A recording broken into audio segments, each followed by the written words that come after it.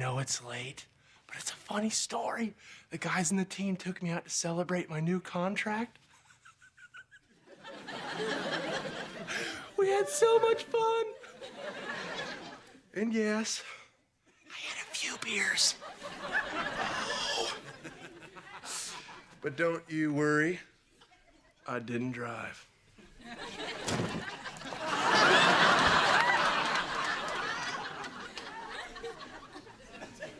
You know, baby, you can keep celebrating if you want to.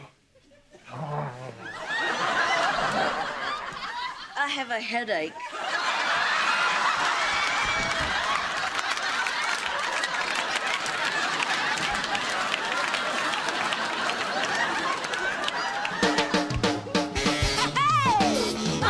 Are planted in the past, though my life is changing fast. Who I am is who I wanna be.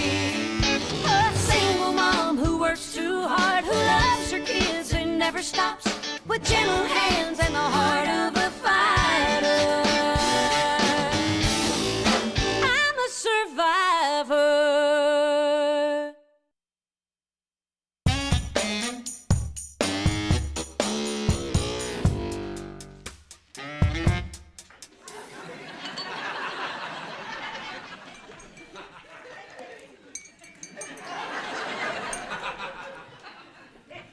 Morning, Van.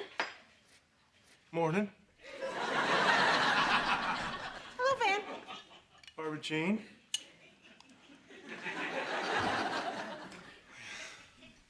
Morning, Kira. So, now you're my brother-in-law and my new daddy?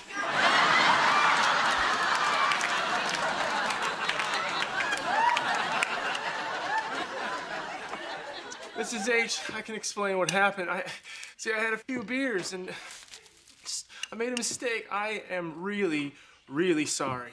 Yeah, that's what they usually say to me in the morning.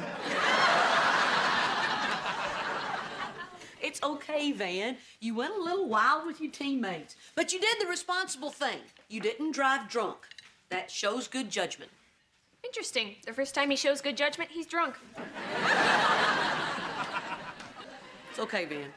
It's my fault I have the body of a 20-year-old. Can we not talk about your body? And can we not tell anyone else about this, please? Oops. Did you tell Cheyenne? I'm sorry, Van, but a story like this one has a tendency to be told. Oh, yeah. Hello, love of my life. Hello, tramp. Watch out, that's my man you're talking about. Cheyenne, I can explain. My buddies took me out. We kind of got crazy. But I didn't drive, right? Doesn't that show good judgment? Where was your good judgment when you tried to sleep with my mom? What are you saying, I'm ugly? I made a little mistake. I went into the wrong room. It's not like I went into the wrong house. Oh, Lord. It could have been me. There's a reason not to drink.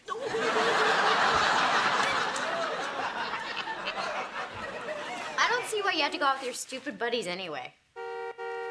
That's Scully. He's taking me to the stadium for some media stuff I have to do. The peas stay here.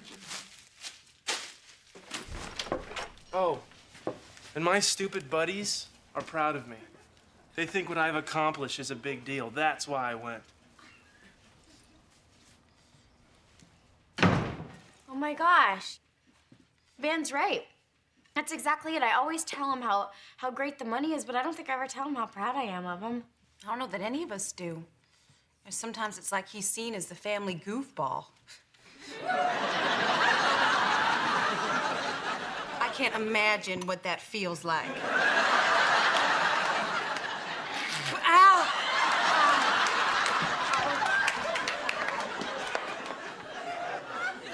Why don't we throw Van a surprise party of our own this afternoon? I think it's a great idea. And you know what, Mom? We should get him something. Whatever we get him, let's hide it in Mom's room.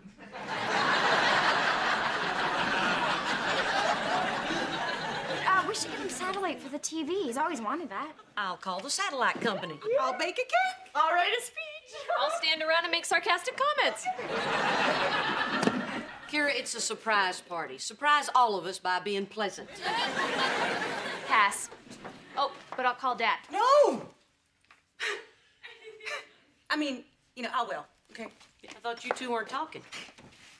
Just because we're not talking doesn't mean I can't talk to him.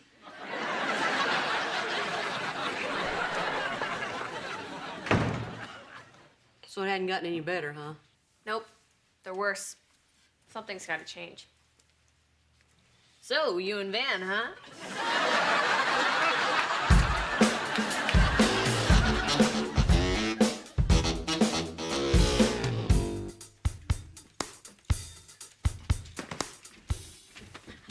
Okay, my speech is almost finished, but I'm not sure if I should begin with a joke. Not necessary. I'm sure the grammar will provide plenty of laughs. It's a speech, Kira. It doesn't have grammar. Is the guy from the satellite company here yet? No, the girl called and said he'd be here between 9 and 2. And since it's almost 4, I'm starting to understand why she giggled. I finished the cake. Oh, congratulations, Van, on your new football contract. We are all very proud of you. Satellite! Oh. Where have you been? You were supposed to be here by 2. I'm sorry, I started a fire at the last house. Well, it's too late now. The person we're throwing the party for should be here any minute. Ma'am, if I don't do this today, you're gonna go to the end of my list. Well, how long's your list? I don't have a list. Okay, fine, but hurry up. Boy, your mom sure is a grouch.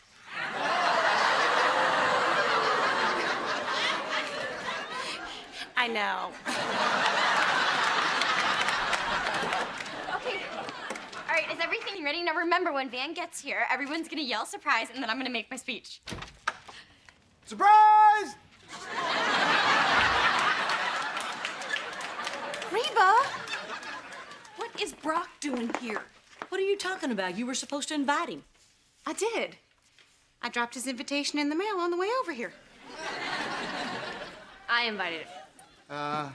Is this a problem? No, come on in. Van will be here any minute.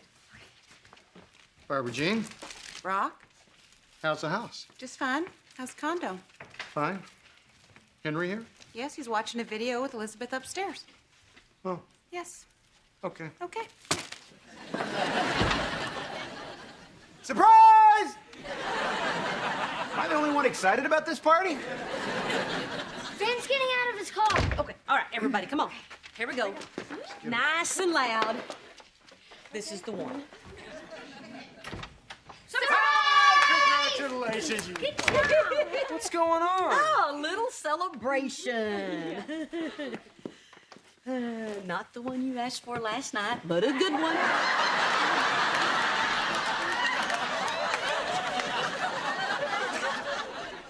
Van, I am so proud of you. And with all the weird stuff that's happened to us in our lives, sometimes it's hard for me to just relax and realize that life is good, but it is good. And a big part of the reason that it's good is because of you and all that you've accomplished. You are my hero. That was a beautiful speech. Honey, now you say something, Van. Come on, say something. I've been traded to Denver! Surprise!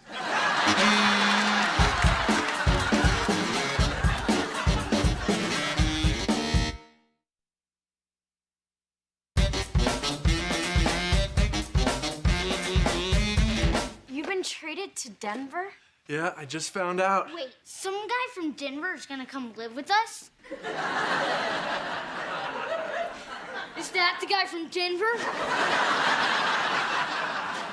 No, Jake. Man, why did they trade you? Because I'm good. You're good, so they got rid of you? No, I'm good, so Denver really wanted me. They're giving up 2 players to get me. 2 guys are coming here? Easy, buddy, stop. Nobody's coming here. I can move in if it make things easier for you. You'd make it easier on me if you just pipe down and hook up that satellite.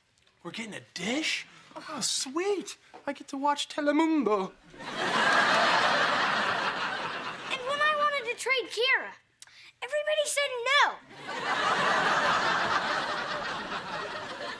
Van, we can't move to Denver. I've got school and Mom and Elizabeth's got all her friends. We can't move to Denver. No, it's okay. I figured it out. I moved to Colorado and finished the season. I fly back on the off days. You figured it out? How could you have figured it out, Van, if you hadn't even talked to me first? This affects me, too. Easy there, buddy.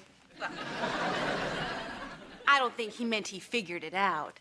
I think he meant he started to think about how you and he could figure it out together. No, I figured it out. And I did it before I talked to you because, you know, sometimes you react like this. React like what? Easy there, buddy. Getting all mad and negative. And they're off. Okay, why don't we just take a little breather here? All right. Not you. Okay. I'm all mad and negative? I think. No, I don't. Is that what you think, Van? That I'm all mad and negative because I don't think we should tear our family apart for some stupid football game? Oh, and there it is. You just said it. You're not proud of me. You only wanted to have this party because you like cake. Don't be mad at her. Everybody likes cake. Well, sorry, Cheyenne, for trying to figure out a plan to make this all work. Oh, well, not to be all mad and negative, Van, but your plan doesn't work. Tell him you can't go. I'm under contract. I have to go. I forbid it. Well, I unforbid it. Everybody stop before this gets out of hand. I gotta get out of here. Yeah, that's the problem. Okay, which one you want? I'll take Van. I'll take Cheyenne. Ooh, Reba, maybe you should take Van. After all, you slept with him.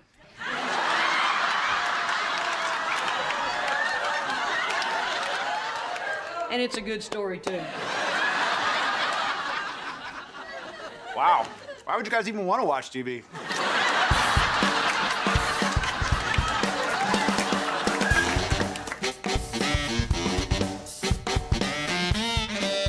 She won't talk. She's still mad. Yeah, Van's sprinting down the street. I mean, I could have caught him, but not in these shoes. One heck of a surprise party. Wait a minute. I smell smoke. It's okay. I'm making toast. Man, this is a tough one for them to figure out, especially when they run away and won't talk to each other. Yeah, well, they're kids. You know, they think they know everything. I don't know if he should go or not, but all I'm saying is I would understand if he did. I don't think he should go. You don't? Why? Because I think it'd be stupid if he left his family and moved across the country.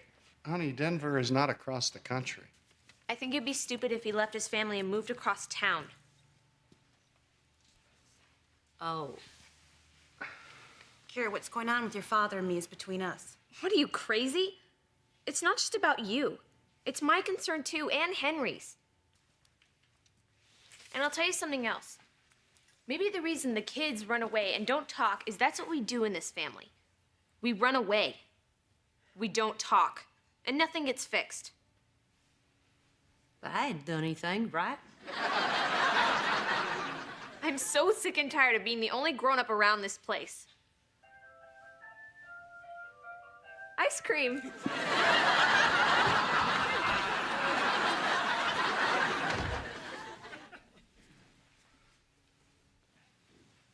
Yeah, well, I think I'll go give the only grown-up money for her rainbow pop.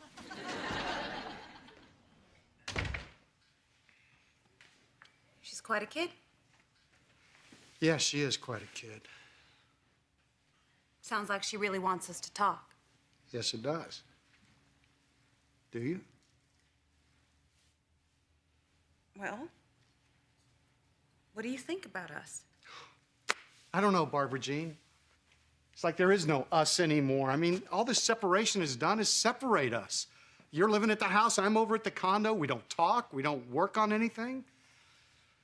And nothing gets fixed. Right. Maybe talking is the first step. Maybe. I mean, that'd be great. Is that the ice cream truck?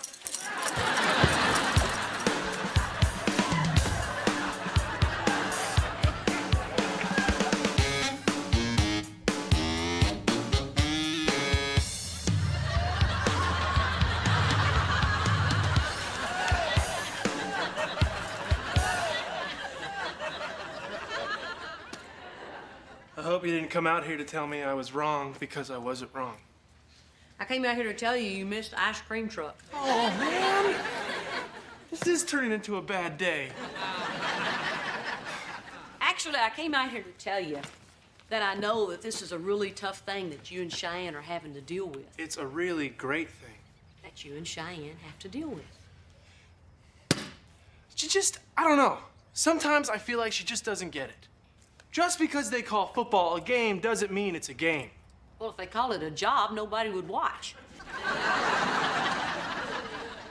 I love football, and I'm really getting good, Mrs. H. I mean, doesn't she realize this is the most exciting thing to ever happen to me? Sure she does. But at the same time, it's probably the scariest thing that's ever happened to her. Hey, I'm the one who has to go to a whole new team and prove myself. What's scary about it for her? Van, how many days have you two spent apart since you started dating in high school? I don't know, not many, I guess. She did go to that cheerleading camp once, but that doesn't count because I snuck out of my house and drove up there. She met me at midnight down by the lake.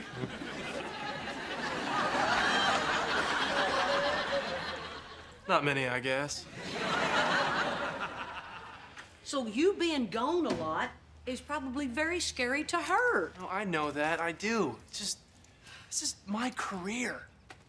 Do you know who owns a team in Denver? John Elway. A guy in the Hall of Fame wants me to be on his football team. That's fantastic, Van. I know, it should be. You know what's the hardest part of this whole growing up thing? Nothing. When you got the body of a 20-year-old. Can we not talk about your body?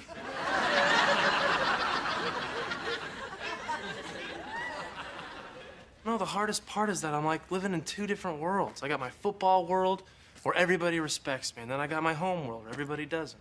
Everybody respects you around here, Van. Not really. But she should. That little speech she made about me being her hero, well, it's a nice thing to say in a speech, but we don't live in a speech. We live in Houston. Look, you're not the only couple in the world that's gone through this. Everybody has to balance their job and their families, but you have to figure it out together. Yeah, well, how do you do that? A very smart lady once said, if you run away and you don't talk, nothing gets fixed. Yeah, well, I'm guessing that very smart lady was you. Yes. Yes, it was. Well, maybe you should tell that to Cheyenne. I did.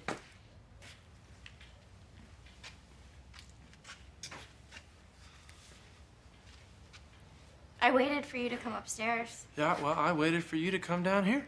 Oh. Yeah. Now that we know where each other was.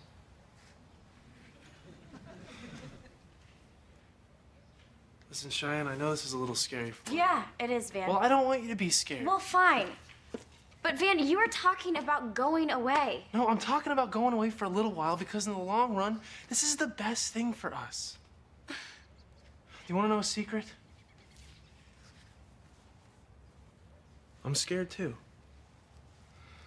Van, you are not afraid of anything. Except spiders. That was a huge man-eating spider. But yeah, I'm scared about this. I mean, one of the greatest players in football history traded to get me on his football team because he thinks I can help it. What if I don't? What if he's wrong? See, this is the part where you tell me that, you know, I can do it, that I shouldn't be scared. I don't want you to go, Van. I need you to. Okay, I need you here with me.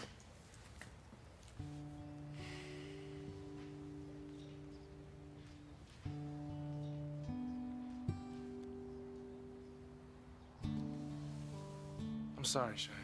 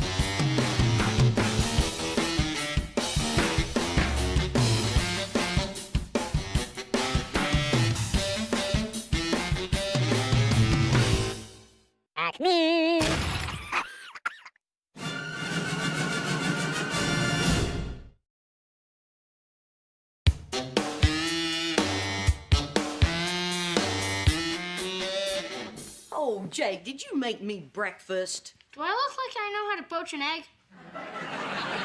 It was Dad. Who's Dad? Your dad? Good morning, Reba. Would you like the living section? That depends. Is there a story in there that explains what the heck you're doing here? Jake asked me to come over early so we could dig for worms. Is that true, Jake? No. We fell asleep watching movies on the couch last night. You slept here? Jake, we worked on the worm story for 20 minutes. Dude, she's my mom. Look, Brock, you just can't hang out here anymore. Now, when you get through making my toast, you go home. Hey, sweetie, what time's Van coming in from Denver? I don't know. Sometime, I guess. Well, honey, what do you say when you talk to him? Oh, we haven't talked yet. Every time he calls, he gets the answering machine. Every time I call, I hang up. And frankly, if he wanted to talk to me, he wouldn't have moved to stupid Denver. Are you still mad about him leaving? No. Stupid Denver and stupid Colorado. Cheyenne, honey, listen to me. He had to go, okay? Van is a professional football player, and he got traded. It happens sometimes. I understand that. Just like you understood when we brought Kira home and you kept trying to give her away. I was here first. Honey, Van's been gone for a whole week. Do you have any idea how much he's looking forward to seeing you and Elizabeth? Yeah, right. You think he is? Of course he is. I bet he's miserable up there because he misses you so much. Heck, if you met him in those radio sweats, I bet he wouldn't even notice. Yeah, that's right. But seriously, I'd shower. Honey, look, you guys only have 2 days together. That's it. Don't lose them because you're still mad over something he has no control over. Maybe you're right. I mean, Van doesn't want to be in Denver any more than I want him to be there. And plus, you might bring me a present. Aw, thanks, guys. Love you. Yeah. We love you too, sweetheart. Thanks for helping out with that. You didn't need any help. You're a great mom, Reba. Yeah, well, you're a great dad too. You always were. Well, thank you. No, thank you. Now go home.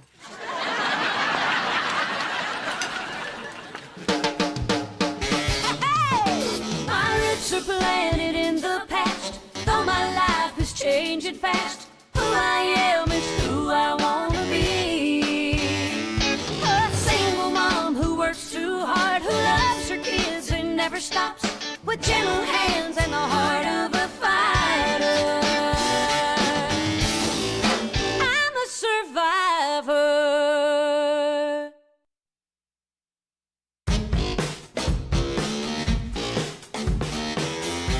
Okay, good. A little bit more. Go ahead. Good job. All right, Jake, what have we learned so far? Always tighten to the right, and it's not swearing if you use different words. Granny in hot pants! What are you guys doing now? Man's work, little missy. Man's work, huh? Batman is on.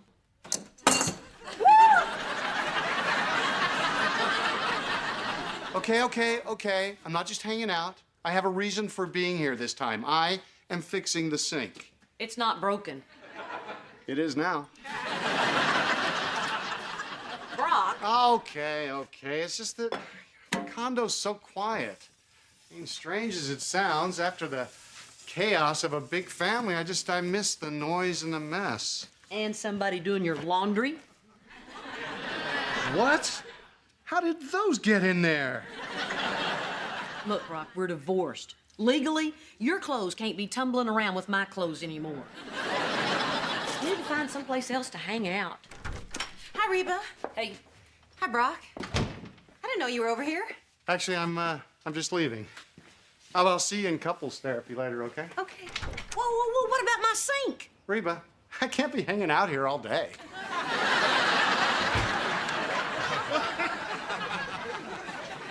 So, Barbara Jean, how's the therapy going with you and Brock? Good. Yeah, good. Our therapist has a bold approach. The first issue we're tackling is our scariest one. Yeah, what's that? You. Me? Problemo numero uno. What? You're blaming all your problems on me in therapy? No, but our therapist is. Yeah. Oh, he's very good. And you know what? He'd like to speak with you. He thinks it might be a good idea to get your perspective on things. Oh, no, I'm not getting involved in this. When you said I do, I said I don't have to anymore. Dr. Baker said you'd hide behind humor. You know what? I'm getting sick and tired of his snap judgments. Oh, they're not snap judgments. We talk about you all the time. So far, we've determined that you're controlling and manipulative. Oh, and did you know he guessed you had red hair before we told him? You know, the only thing I think he might be wrong about is he says that since your divorce, you haven't moved on. I haven't moved on. Yeah, since your divorce. You're spinning your wheels, if you will. You know what? I changed my mind. There is nothing I'd like more than to go have a little chit-chat with Dr. Loopy. Dr. Baker says name-calling is the refuge of a weak argument. Yeah, he just said that because he's a bonehead.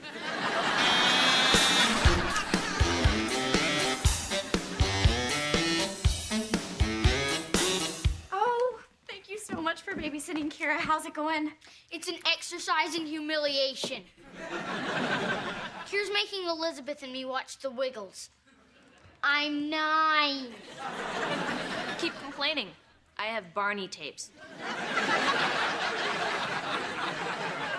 Why can't I just hang out down here and wait for Van? Because Van and I have had a long, lonely week without each other, and we need time to talk. You guys, there's a pretty good chance that when he sees me, he's gonna cry. And I don't want Elizabeth seeing Daddy acting like Mommy. Van's gonna cry? He's such a girl. And yet all he wants to do is play with my makeup. Oh, am I finally home? Am I here? Yes, honey, you're home. Oh, was it horrible? Oh, you have no idea, Cheyenne. When I got to Denver, I was so stressed out. I didn't know where to go. I didn't know what to do. Oh, honey. No, I mean, I literally didn't know where to go. Nobody from the team met me at the airport. Let it out. Let it out. So I finally took a cab to the apartment they got for me. Baby, don't talk about it if it's too painful. It rocks! It's like the coolest place I've ever lived. Big screen TV, top-of-line stereo. Oh, and a phone in the bathroom. I've ordered a pizza from the tub. Well, at least you have a nice place to be lonely in. Oh, who has time to be lonely? Some of the guys from the team, who are awesome, by the way, live on the same floor. It'd be way awesomer, Van, if they had met you at the airport. No, they didn't meet me at the airport because they were setting up a party for me. And oh, man, that was a party. Did you know a keg of beer can bounce like 20 feet when you drop it off a balcony? Yeah. My buddy Weasel says it's because the air is thin. You have a friend named Weasel? Oh, yeah, he is the coolest. He can put a ping pong paddle in his mouth. He's gonna teach me. Well, I'm sorry that you had to leave your awesome apartment and your awesome friends who could put ping pong paddles in their mouth to come home. Oh, what's the matter? Oh, gee, I don't know, Van. I mean, if everything's so great for you at Denver, I hate to rain on your parade by standing here all dressed up with a box of tissues waiting for you to cry. Wait a minute, Shine, come back. If you want me to cry, I'll tell you what the keg of beer landed on. It landed on Weasel.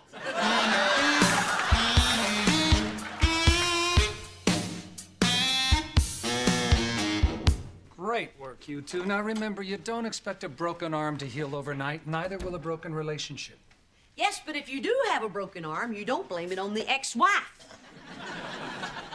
Unless she actually did break your arm.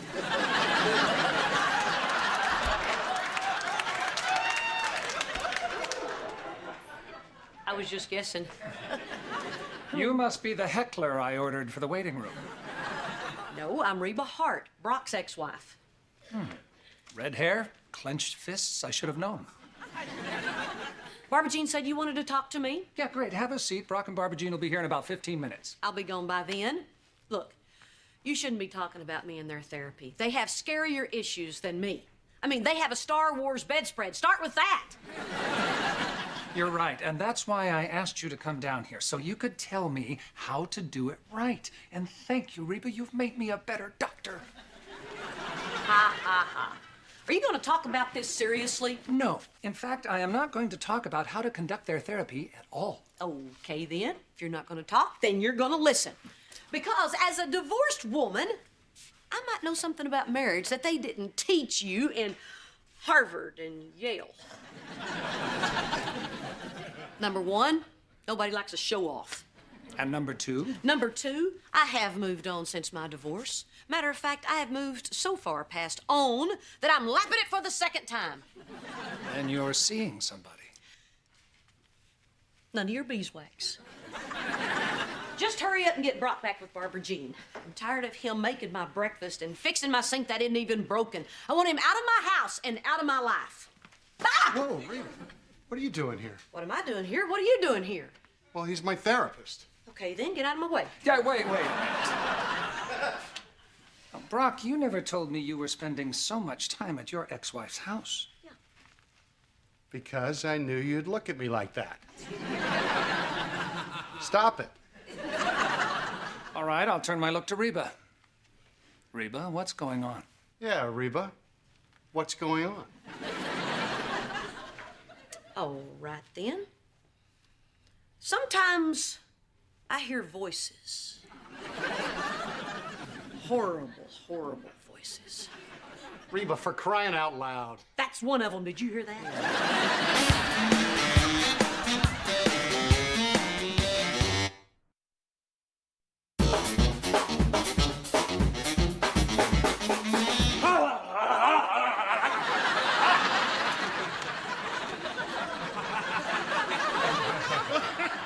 Dogs must be dizzy all the time. Go ahead, Kira. Ask me another Denver question. Can I take off the hat? You want your $20? Come on, keep them coming. So, what's better in Denver, the water or the air? Oh, the air. No, the water. Oh, and the soil. So clean you could eat off it. Now can I take off the hat? You know, Kira, everyone in Denver wears them. They do not. Yes, but they used to back in the day. So anyway, the air, the water, it all sucks. Denver's horrible. Why don't you take these hats and go outside and frighten the squirrels?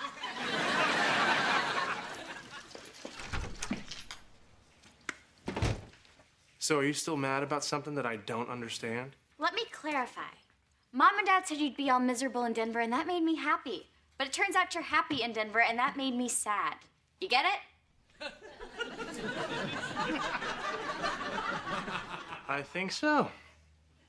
You want me to be miserable. Yes! Van, I'm your wife, okay? It is important to me that you are miserable. At least when you are not with me. Well, that's kind of weird, Cheyenne. We need to learn to be happy without each other. I mean, what if you died? Wouldn't you want me to be happy? No. Well, if I were about to die, my very last thought would be that I would want you to be happy. Right after, why doesn't anybody know the Heimlich? Because that's the way I'm gonna go, Cheyenne. There's just some food too good to chew. You know what? Forget it, Van. You're right. You don't understand. Did I tell you about the old guy on the plane? What old guy? The guy sitting next to me. He slept most of the flight, but then woke up after the movie and started talking to me. What'd you talk to him about, Van? How you could put a ping pong paddle in your mouth? Cheyenne, think. You can't bring a ping pong paddle on a plane these days.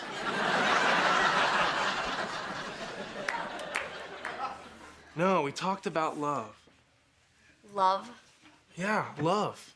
He was one of those wise old guys, really old, like 40. Been married for 20 years. Oh, that is a long time. Yeah, 20 years ago, I was like 0.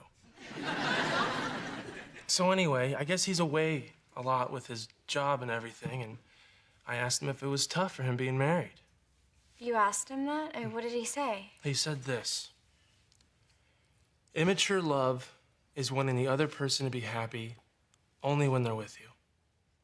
Mature love is wanting the other person to be happy, period. That is the stupidest thing I've ever heard. Well, maybe not for an old guy, maybe not for someone who's been married for 20 years. Well, Van, we are not old, okay? And we haven't been married for 20 years. I know, but we will be someday. And then we'll have to say this kind of hoo-ha to Elizabeth. Because you know it's true. I missed you. I missed you so much. I miss you too. Hey, I thought you were gonna bring me a present. Oh, I did.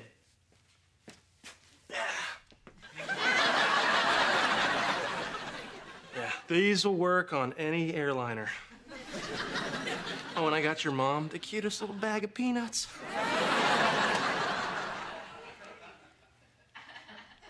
Can't hear me, can you? No. Doesn't work that way. Yeah.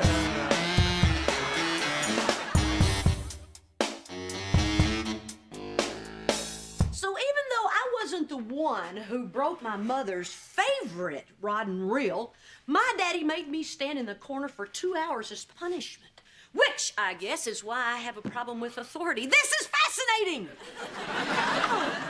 Oh, yeah.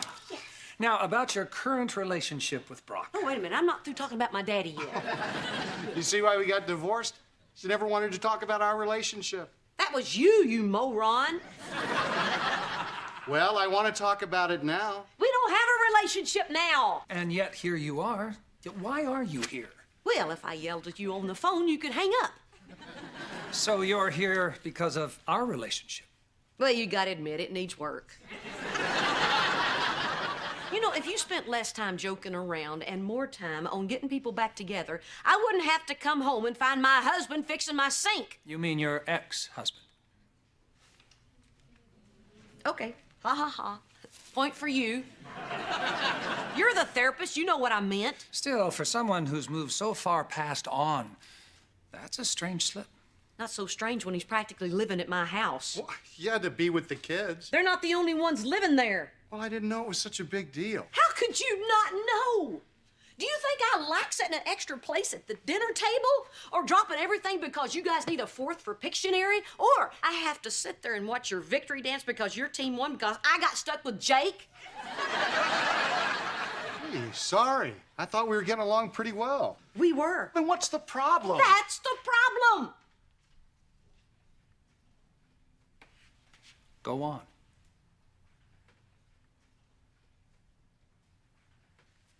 I don't want to get along that well. Not after you told me you made a mistake after you left me. You told me that door was closed. Well, there shouldn't even be a door. There should be a brick wall with a big old fence around it. Whatever it takes to keep you out of my living room so I don't have to think about how it was when we were together and it was so good. Oh. But there is a door. And it'll never be truly closed until you and Barbara Jean get back together. Reba, I hate to tell you this, but open or close, if there's a door, it's going to be there whether Barbara Jean is in the picture or not. You know what? I just want to get out of here. One last question. Do you two still love each other?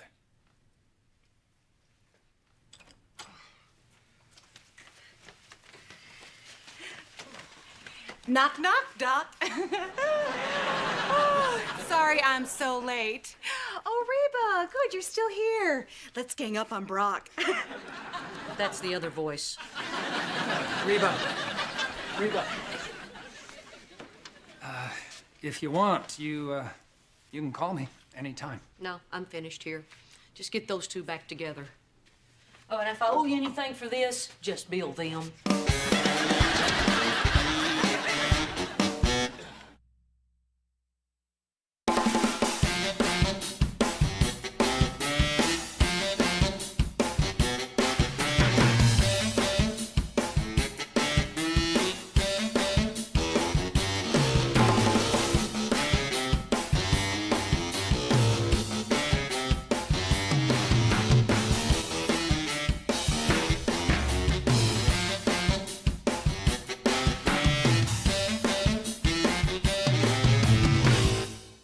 back. Me.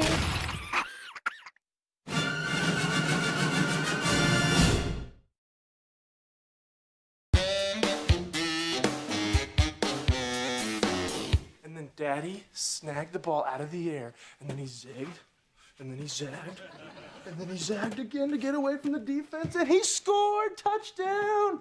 And Daddy was gonna spike the ball, but he kissed it because he loved it so much. Okay, football's over. It is nap time. Oh, you said if I stop being crabby, no nap. I meant Elizabeth. Oh, come on, Cheyenne. I just got home and I want to play with her some more. Well, play on the way upstairs. Okay, Elizabeth. It's time for the halftime show. Yeah, that'll calm her down for a nap. Hey, Reba. Hey. I brought you a little something. Oh. Straight from Brock's dental practice. It's a little something we like to call your 20% share of the monthly profits. Where's the rest of it? Yeah, that's why I didn't mail it. I'd have to deduct the price of the stamp and you'd owe me money. Oh, Lord, it is funny how Brock's practice is making so little money. No, it's not. He's taking too much time off to chase his pro golf dream, and he's running his dental practice into the ground. Amen to that, Reverend. He needs to make a decision what he's going to do. Sing it, sister. One or the other, golf or dentistry. You can put mustard on that and eat it. So are you going to talk to him? Oh, no way. Talking to Brock about how I feel would be exactly the wrong thing to do. Why? Reba, our relationship is in a very delicate place right now. We've only been in therapy a short time, and the last thing I want to do is pressure him. Actually, the last thing I want to do is go to the mall with the back of my dress tucked into my pantyhose. Stupid kids with those phones that take pictures.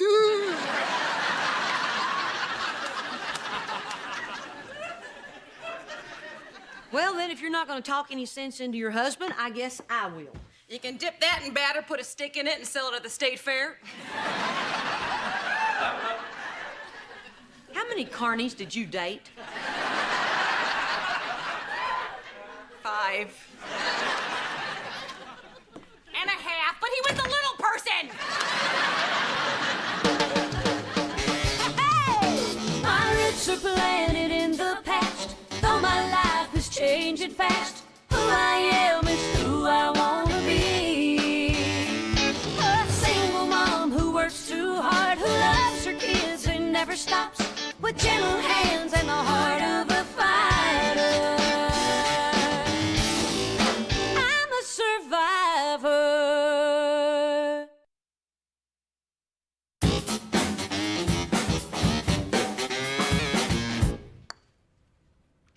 Oh, you suck, Hart.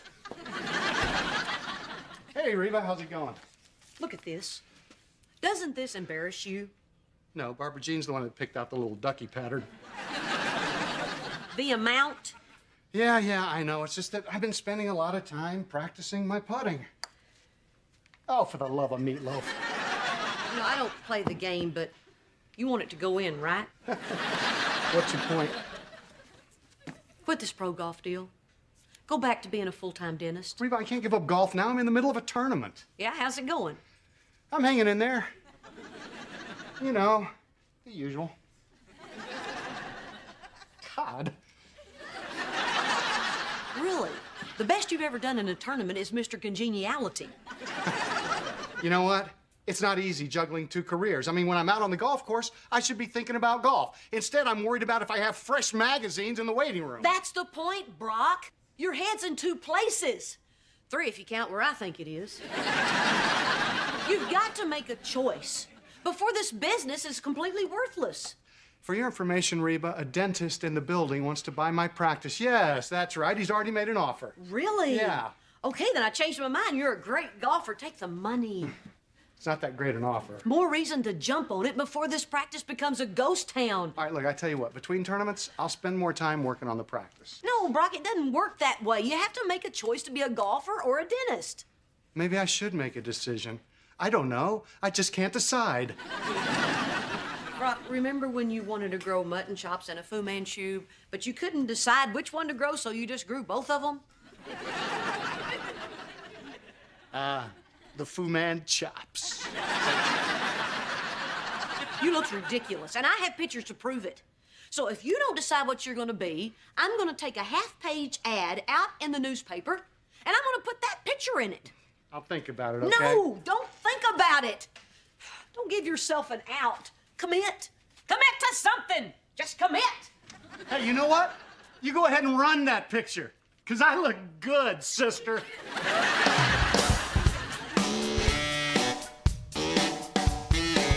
Where are you? Where's Daddy's little girl? Daddy's coming to get you, yes I am! And you wonder why she's hiding. I've been playing hide and seek with her for like an hour. She is great at this game. She's at school.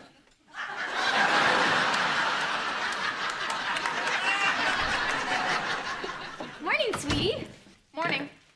Hey, what's this I hear about Elizabeth going to preschool? Yeah, that's right. So the rumors are true?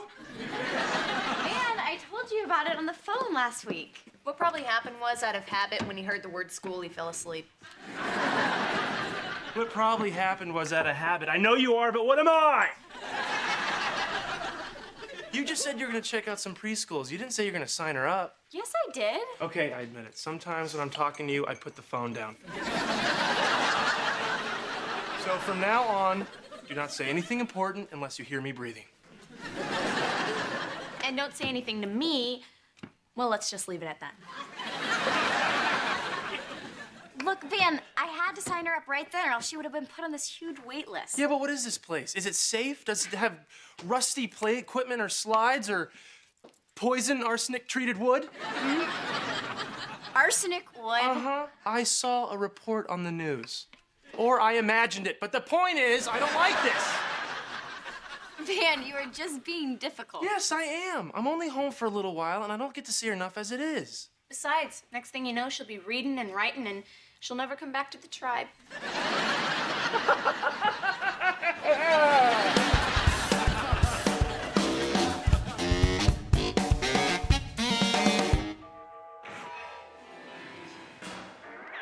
Jake, I said 1 hour of TV a day. 1 hour? Can I make it Desperate Housewives?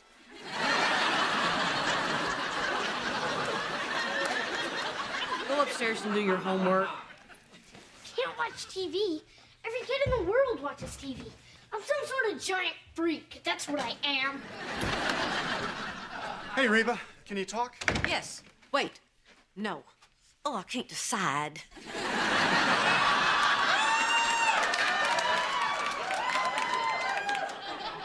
Frustrating, isn't it? I thought about what you said, and I've decided to sell the practice. Seriously? Yeah. I called the guy this morning. He's sending over papers. Great! When do I get my share of the money? Soon, soon. You know, I thought about what you said and made a commitment, and everything changed. I mean, I played great today. I'm on top of the leaderboard. Great! When do I get my share of the money? Don't you want to hear about how I birdied the last 3 holes to grab a share of the lead? No. I want to hear about when I get my share of the money. Okay. I get it. Yeah. Just want to say thanks, Reba. You are a genius. No, I've never been tested, but thank you. Well, you're welcome. I'm gonna head to the driving range and work on my interview skills. No, I'm not the next Tiger Woods. Why, there's only one Tiger Woods. I am pretty good. Don't do that! How does someone so big move so quiet? I may be big, but I move like a cat.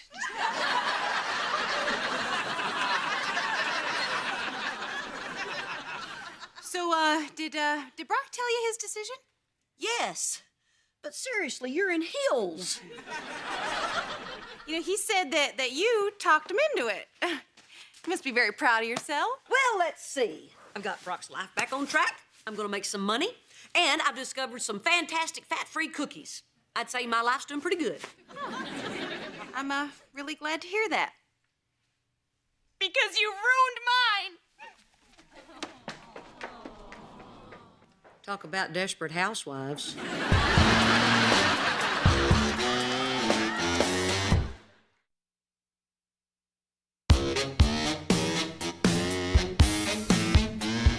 Okay, Barbara Jean, what's going on?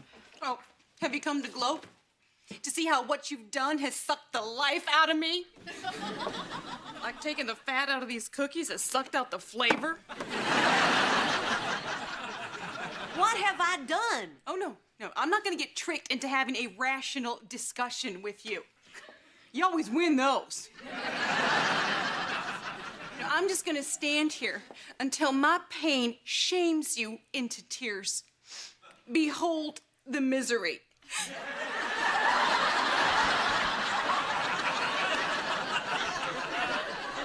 Behold me leaving. Hey, Reba, get back here.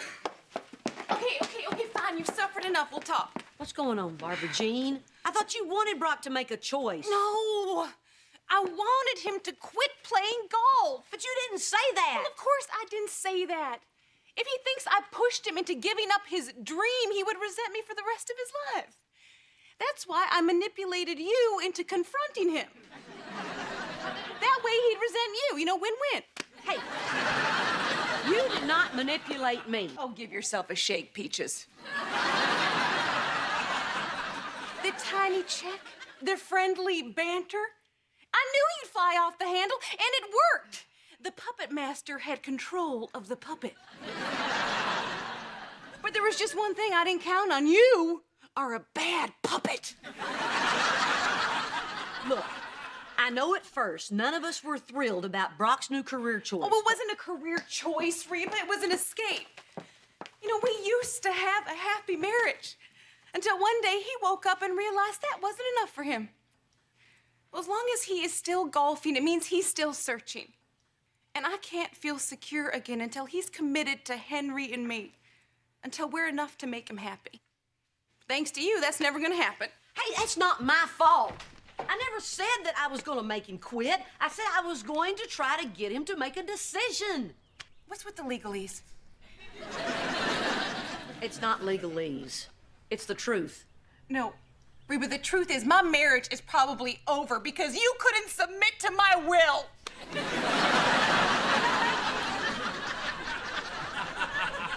well, I never asked to be a puppet. I want to be a real boy.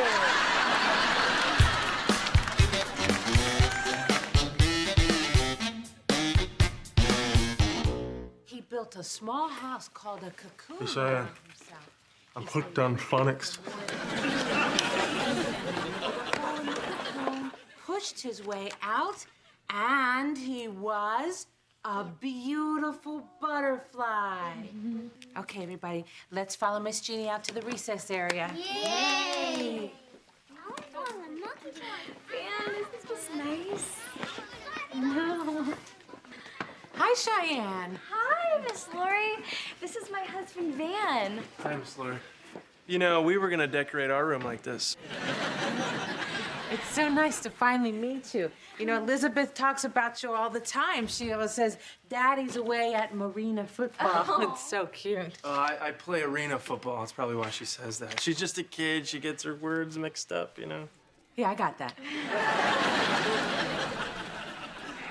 We just wanted to come by so Van could feel more comfortable where Elizabeth is while he's away. I'm glad you did. Here. What's this? Oh, Elizabeth threw it last week. It's Daddy on a plane. Maybe you can take it to Denver with you. What was the assignment? Draw a picture that sticks a knife in Daddy's heart? No, I believe it was use blue. Could you excuse us for a minute? Sure. You know, when the kids get emotional, I let them take a juice box from the refrigerator.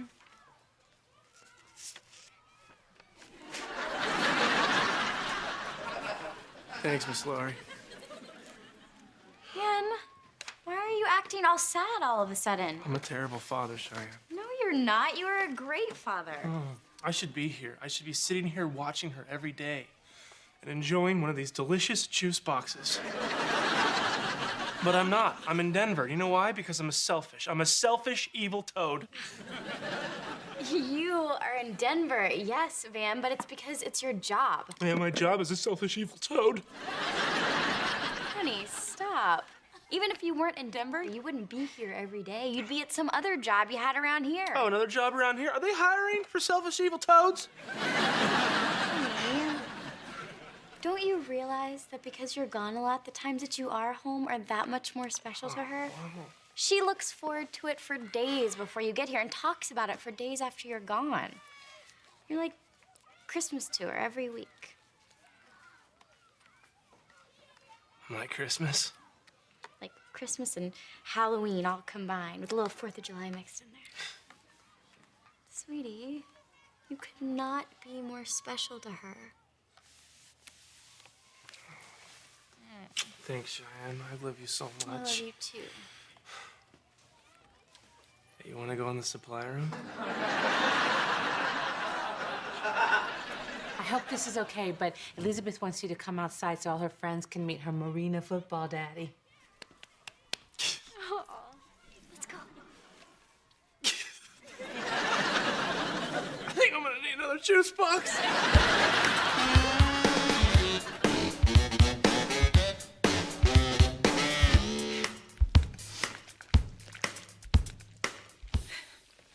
Barbara Jean, are you okay? I'm fine. Why? Well, these used to have a pattern on them. You just seem a little tense. I've never been more relaxed. Would you look at that? The water must have softened it up. Hey, Barbara Jean. Kara, can you give us a minute, please? Sure. I'm not taking back anything I said, Reba. Barbara Jean. Okay, fine, I take everything back. I'm not mad at you. I'm mad at my life. How do you think I feel? I'm in it. I can't stay mad at you, you know that. My love for you is almost unnatural. Barbara Jean, everything about our relationship is unnatural. What I came over to say was, I'm sorry, I didn't know what you actually wanted. I called a lawyer. You can't sue me for being a bad puppet. No. A divorce lawyer. What? Yeah, I almost called yours. And I figured he could just white out your names on the form and type in mine. But to be frank, I don't think he got you a very good deal.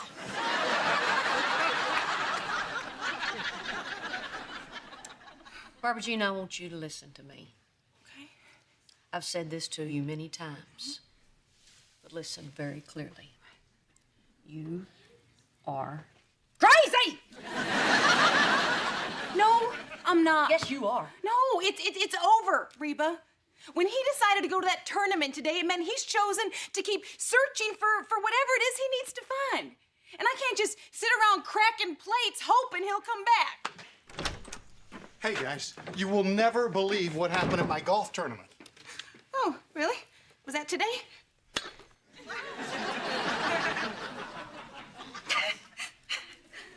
Yeah, it was. And I won. Well, congratulations. Guess what I did today? Oh, hang on, Barbara Jean. Let's hear about Brock's Day. So you won.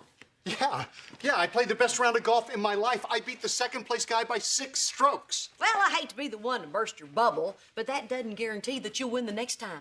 I realize that. And even if you do, so what? Do you know what a winner is? It's just the guy who lost the least. You ever think about that? No. Well, here's something else. Do you remember yesterday when I came over to your office all geniusy? Well, I hate to admit it, but I'd had a couple of beers first. Reba, he's made his choice. Has he? And does he realize what that choice could cost him? Well, of course he doesn't. All he ever thinks about is golf. His little green mistress. Well, you know what, Brock? She can have you. You know, until one day you're driving to see her and a bowling alley catches your eye. Just. Barbara Jean, I don't think you understand. Talk fast, you're running out of plates. I'm done, honey. I'm quitting golf. What? Yeah, you know, I realized today that I could be a professional golfer. But what's it going to cost me and the people I love? I mean, you take a look at what's happening to Van living over in Denver. As great as that is for him, all he talks about is how much he misses his family.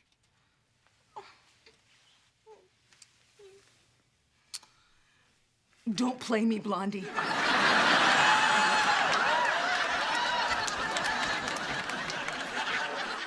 I am ready to blow. Honey,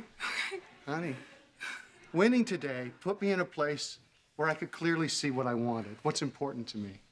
And it's you. And it's working on fixing our family. Yes. So, Reba, I'm sorry, but I'm not going to be selling my practice. Ah, that's okay. With my 50%, I'll be catching up pretty quick. Whoa. Reba, hey, you only get 20%. Oh, no. Thought after I talked to my lawyer. Word around town is I got a pretty bad deal.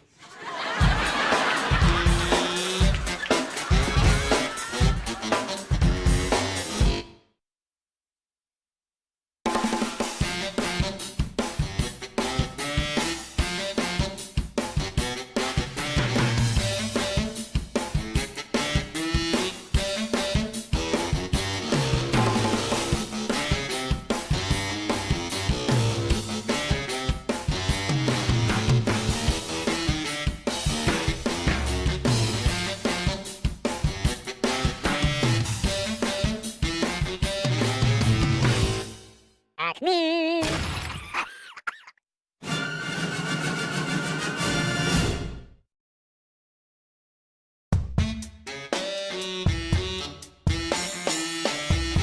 So, Jake, you have no idea how this stain got on the couch? Yeah, Van did it. Van's been in Denver all week. Oh, well, I did hear this thing on the news about this guy who breaks into houses and pours juice on the couch. Well, then maybe the safe thing to do is to get rid of all the juice in the house. Don't let the bad guys win, Mom. Yeah. Oh, Van, you made it. You know why they call it standby? No. Because you stand by a gate all night and watch everybody else board the plane. And despite what you think, calling a ticket agent a complete moron does not speed anything up. Well, the good part is you're home. Relax and tell me all about your week. Sorry, Mrs. H. I gotta go sack out for like 63 million hours. Oh, and thanks for the ride, Mr. H. Yeah. Reba, you will never guess where Brock and I are going this weekend. I'll give you a hint. It's the birthplace of rock and roll. Memphis? The birthplace of rock and roll in Texas. Austin? South Texas. We're going to San Antonio. San Antonio with my San and Romeo. It's our first weekend together since the separation, and Kira doesn't want to go, so we were wondering if you could maybe watch her. I don't need to be watched. I'll be fine at home by myself. No, too dangerous. There's some nutcase running around with a juice box. Be happy to. Well, thanks. So, I guess we better get packing. You and Henry can wear your Pokemon Speedos. No. No. So, Kira, what new and exciting things you want to do this weekend? How about I mope around because I resent the way I get treated? I said new and exciting. Cheyenne, I just flew home. I'm exhausted. Oh, of course you are. You sat in a cab, you sat in a plane, you sat in Dad's car.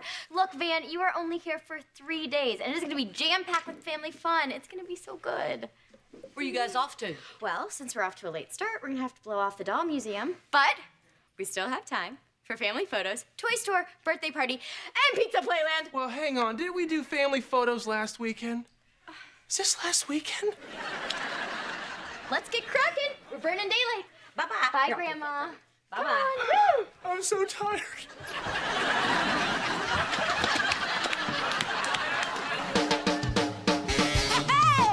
My roots are planted in the past, though my life is changing fast. Who I am is who I wanna be. A single mom who works too hard, who loves her kids and never stops. with gentle hands and the heart of a fighter. I'm a survivor.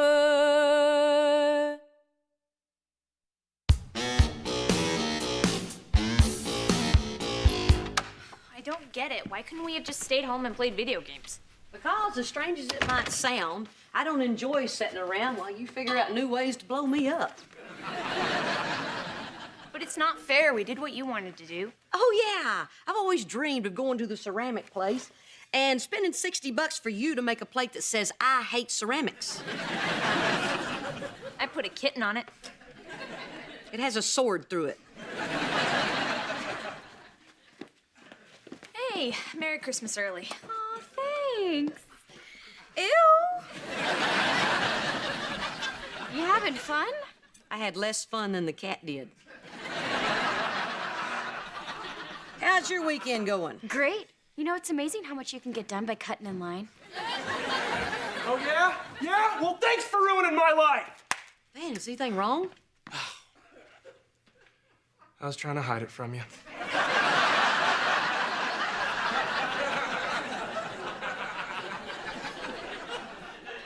The team just called. I gotta go back to Denver a day early. What? That is totally unfair. You know what? Since somebody is fighting in the living room, I'm gonna go in the kitchen and have it out with your sister. Why do you have to go? For extra practice. The coach said, get your butt back here, son. You don't have a choice. I know you don't know I'm Cheyenne, but that is like a perfect impression.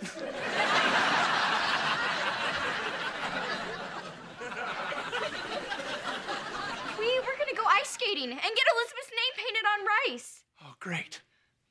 So now my daughter's gonna be the only kid without her name on rice. Jeez, maybe I should just quit the team. No, Van, don't quit. If you need to go practice, you should go. Thank you for understanding, sweetie. But I promise you, I'm gonna make it up to Elizabeth. As soon as I get back to Denver, I'm gonna write her name on corn. That way, she's gonna stand out from the rest of the kids. They're yellow.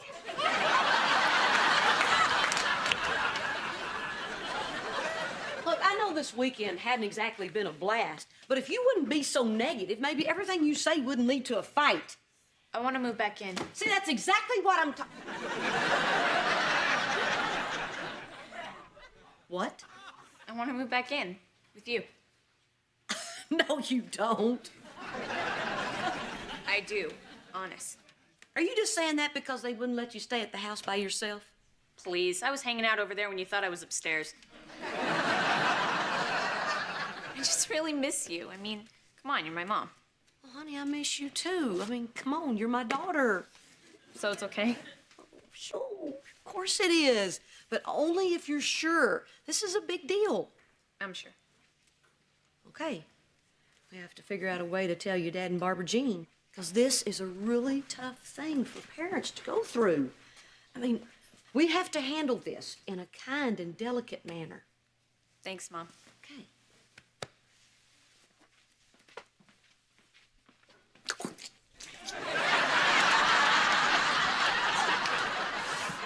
In your face, rockin' Barbara Jean. Hoot-a mom! Hoot-a mom! I'm the mom! Woo-wee!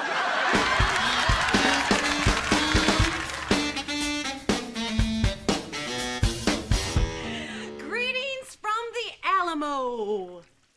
Oh. San Antonio was beautiful, Oh. Reba. The restaurants, the Riverwalk. It's like Paris, but you can get a burrito. Anyway, Kara called and said you wanted to see us, so here we are. Yeah, so here you are.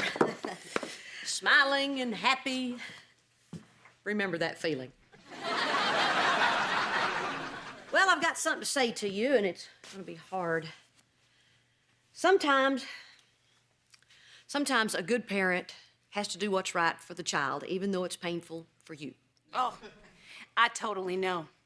This one time, I was rocking Henry to sleep when I realized I was sitting on his tiny metal fire truck. Oh, now, he was kind of gassy and I didn't want to wake him, so I just started rocking and rocking tears pouring down my face. Now, I still have a scar if you want to take a look at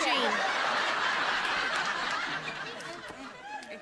I'm sorry, Reba, you were saying? Yeah, remember the time when I loaned you guys that frying pan and Kira? Well, you can keep the frying pan. Kira wants to move back in with me. Oh my gosh. My Kira? My sweet little Kira wants to leave the nest? Actually, I think I was the one that laid the egg, but I get your point. Is that true, honey?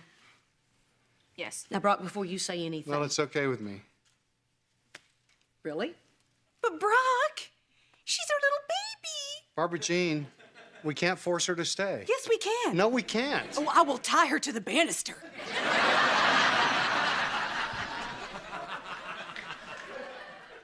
Honey, if you really want to, it's fine with us. Oh my goodness. I think I'm gonna cry. Oh, Barbara Jean. I mean, she's just gonna be 4 houses down. You can come by anytime you want. Actually, scratch that. Just give me a moment to remember your face.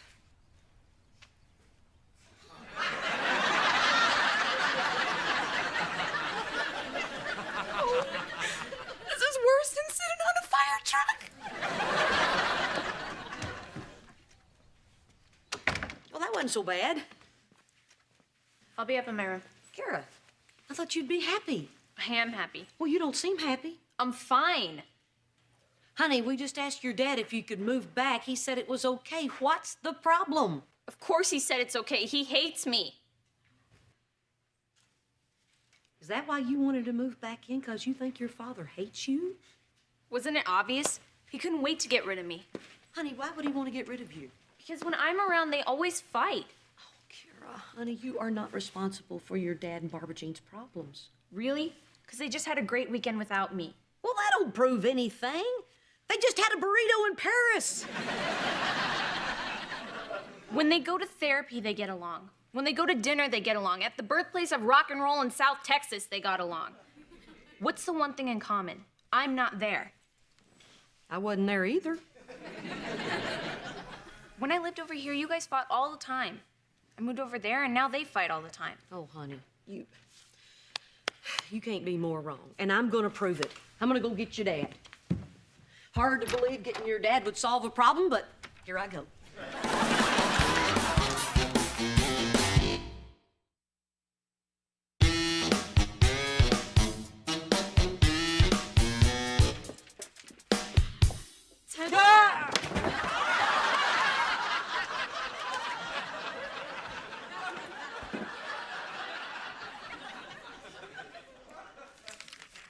What is this? 2 tickets for me and Elizabeth. We are coming to Denver with you tomorrow. You're going to, you're going, you what? Yeah? That way you don't have to be so bummed about, leaving early. And you could show us all around Denver. I have a list of places that we have to see. No, we can't. I mean, see, Denver is very dangerous, especially during hurricane season.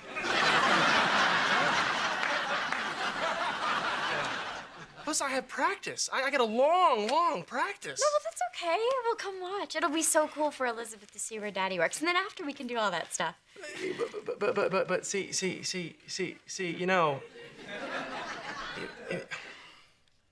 What's the matter? Well, you just can't drop by practice like that. I thought a lot of wives come watch. They do, but not on No Wives Day. No Wives Day? Yeah, and can you believe that's tomorrow? Oh, shoot, you know what?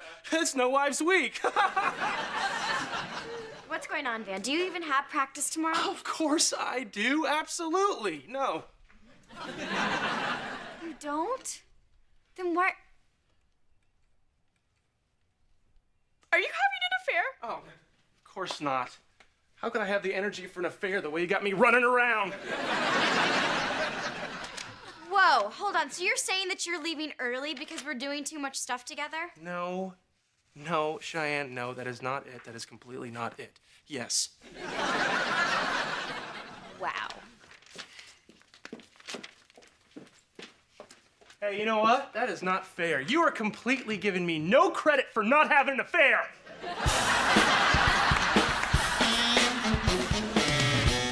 Hey, Barbara Jean. What are you doing? Kira used to sit here and shush me when Jeopardy was on. I'll take endless pain for 100, Alex. All right, honey, I'll stop by tomorrow. There you are. What's the big idea of giving Kira up so easily? What? I didn't give her up easily. Oh, yeah? Well, she's over at my house crushed because she thinks you don't want her anymore. Well, why in the world would she think that? Because you didn't fight for her. She thinks that she makes it harder on you two. Oh, come on, that's just crazy. I mean, I was just trying to be a good father, you know? If she wants to be with you, I didn't want to make her feel bad. And in any case, she should know how much I love her. Right. Even though you two do fight a lot. What? What are you talking about? Well, you know, when you come over, you're always picking on her. Barbara Jean, I'm not picking on her. I'm just asking her about her day. Well, it seems like picking. You know, please don't tell me how to talk to my own daughter. Oh, yeah, you don't need lessons. You just radiate love. Okay. All right. You know, you guys can have this fight some other time. You need to go over there and talk to your daughter. Wow. What just happened there? I don't know. We were doing so well.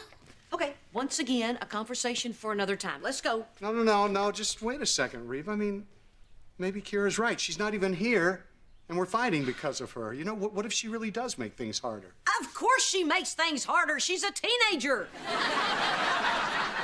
What if I actually do have resentments toward her? What if I really did want her to go? Oh, no, Brock.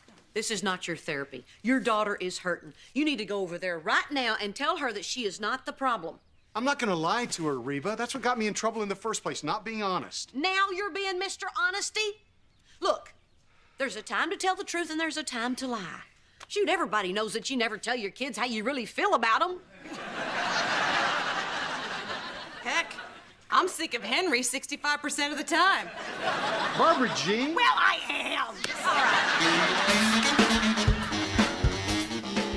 Cheyenne, let me explain. I tried so hard. I know, and I appreciate that. Ha, ha, ha. That is me laughing, but not the real kind, the fake kind. Look, I'm sorry I lied to you, but I'm exhausted. I spent all week killing myself at practice, then I come back here, but we don't sit still for a minute. You are exhausted, Van? I am the one who is taking care of Elizabeth and going to school full time. I am just as wiped out as you, even though I still look good. But I deal with it. I deal with it because I don't want you to miss out on anything. But I'm not missing out on anything. As long as I'm with you and Elizabeth, I don't need to do anything else. And in fact, if we got a foosball table, we'd never have to leave the house. You shouldn't have lied to me. I know.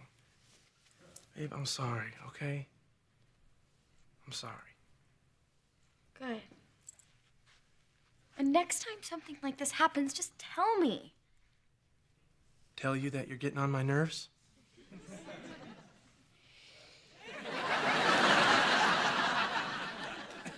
Yeah, okay.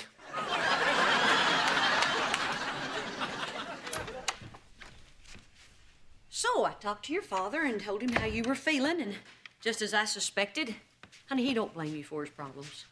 He doesn't? No, and he was pretty upset about you moving out. So I was right and you were wrong. I don't want to rub it in, but I was right. I see. And, is this the part where I lie to you and say I believe you? Kira, look. Hey. Just the person we were hoping to see. Our little ray of sunshine. Brock. No. Don't worry, Reba. You were right. Sweetheart, your mom told us how you were feeling, and we just want you to know that nothing could be further from the truth. Hey, you don't make things hard on us.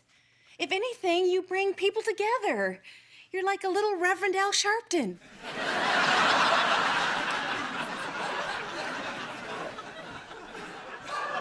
We love having you around.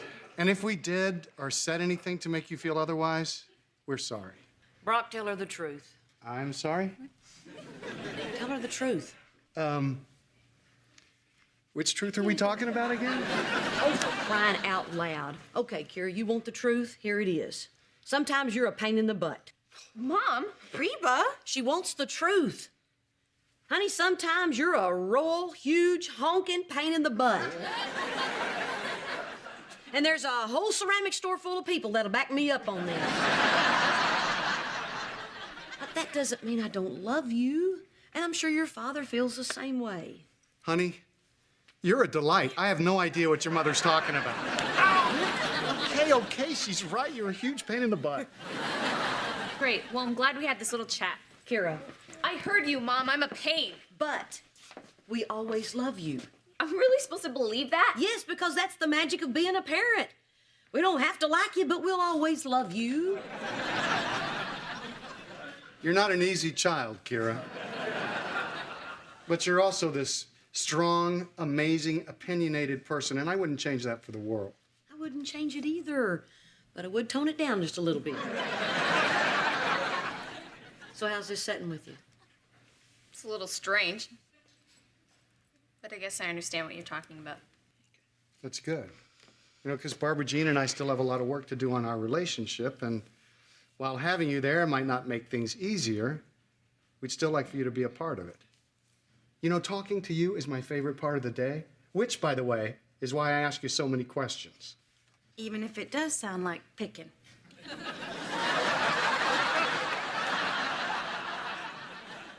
If you decide to go, I will really miss you.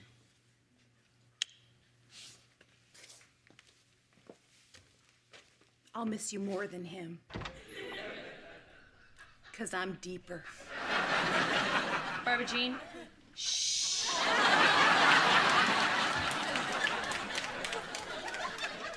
You're really lucky to have so many people that love you. Sounds like they really want me to stay. Yes, it does. So, I guess maybe I don't need to move back right away. Yeah, maybe you should stay over there a while and keep those two on track.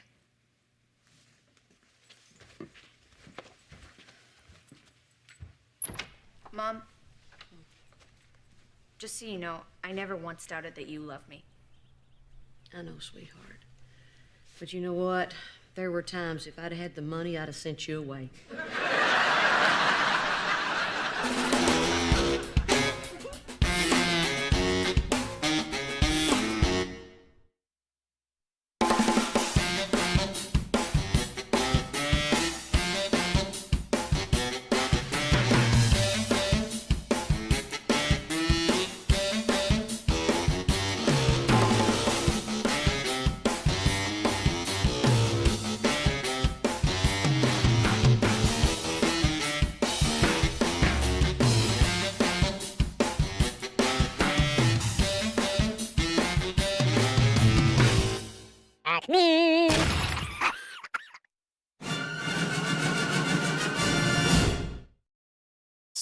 The truth was ugly, but it needed to be said. Because you have changed.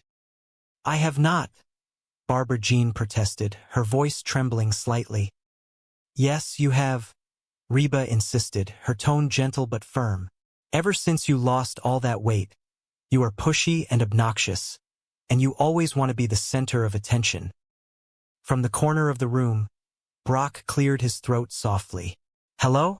She has always been that way. She kinda got a point there. Reba ignored him, keeping her focus on Barbara Jean.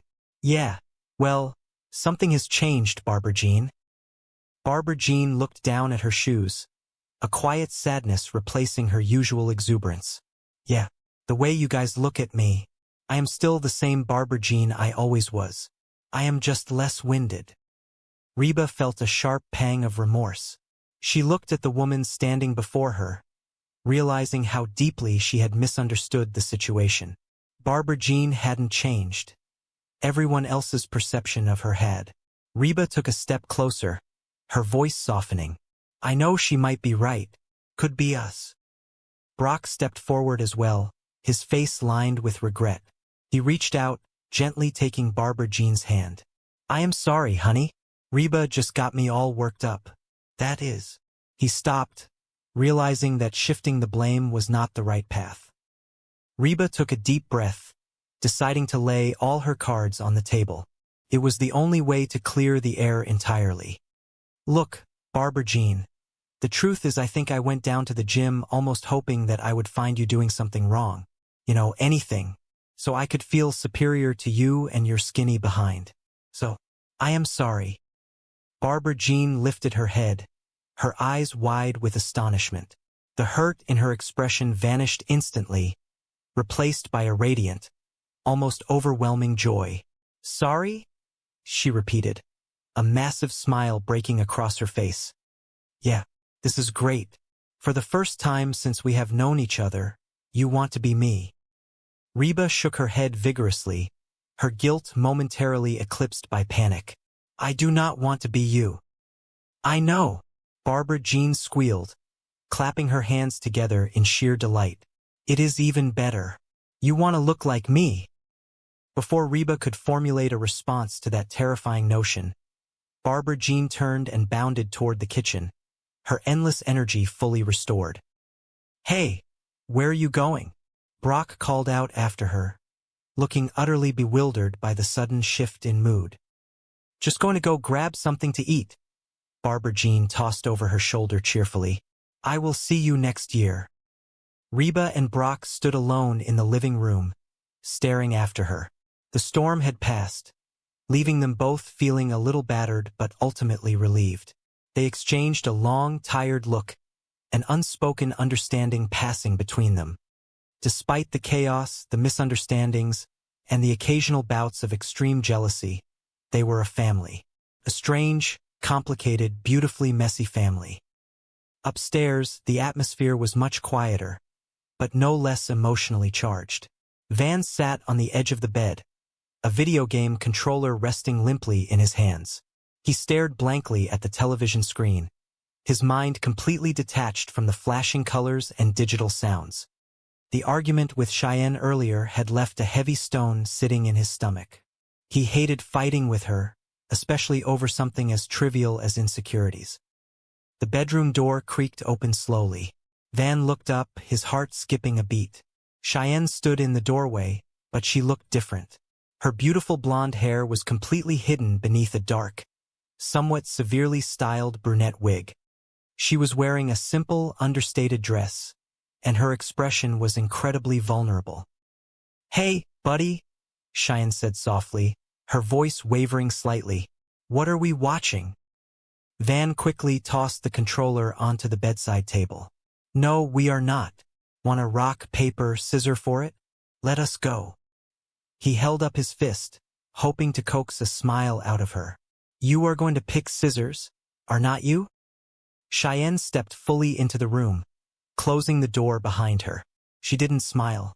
Instead, she walked over to the bed and sat down beside him, her hands folded nervously in her lap. Get out, she whispered affectionately, acknowledging his attempt at humor but dismissing it for the moment. Hey, honey. Hey, baby. I need to talk to you. Van shifted closer to her, his entire focus shifting to his wife. He reached out, gently taking one of her hands in his. Oh, honey, I just got the television. Cheyenne looked down at their intertwined hands, taking a deep, steadying breath. Well, I started thinking that maybe you do not think of me as new pretty because I do not do enough to keep your interest. Van's heart broke at her words. He felt a surge of protectiveness, a desperate need to erase the doubt from her mind. No, honey, you were way hot. Guilty. Cheyenne offered a small, tentative smile, but she kept going, needing to articulate her fears. But anyway, I thought that maybe I should, change my look every now and then just to keep things fresh. So, I bought a wig. She gestured awkwardly to the dark hair on her head. Van reached up slowly.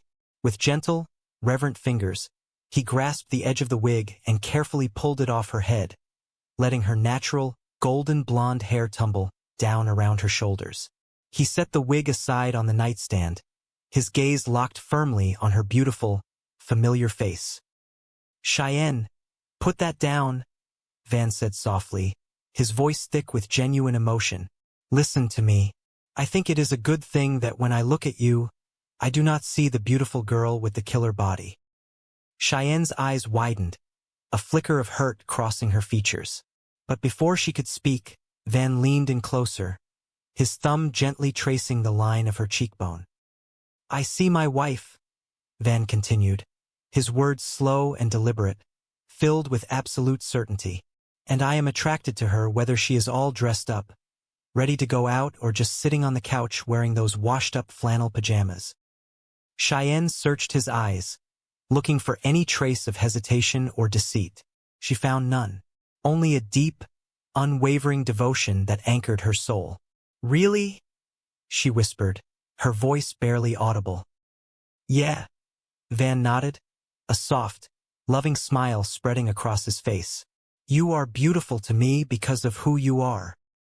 A tear slipped free from Cheyenne's eye, tracing a warm path down her cheek.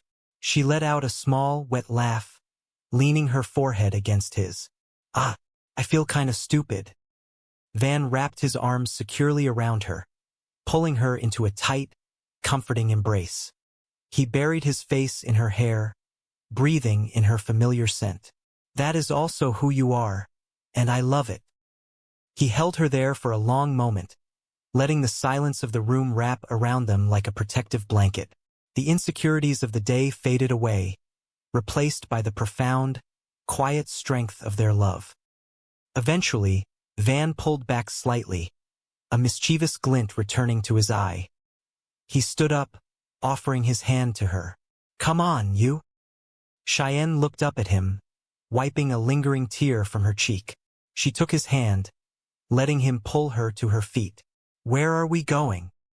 Van smiled, a wide, boyish grin that never failed to make her heart flutter. Oh, we are going upstairs. Cheyenne paused, tilting her head in confusion. She glanced around the bedroom, then back at him. Hold on.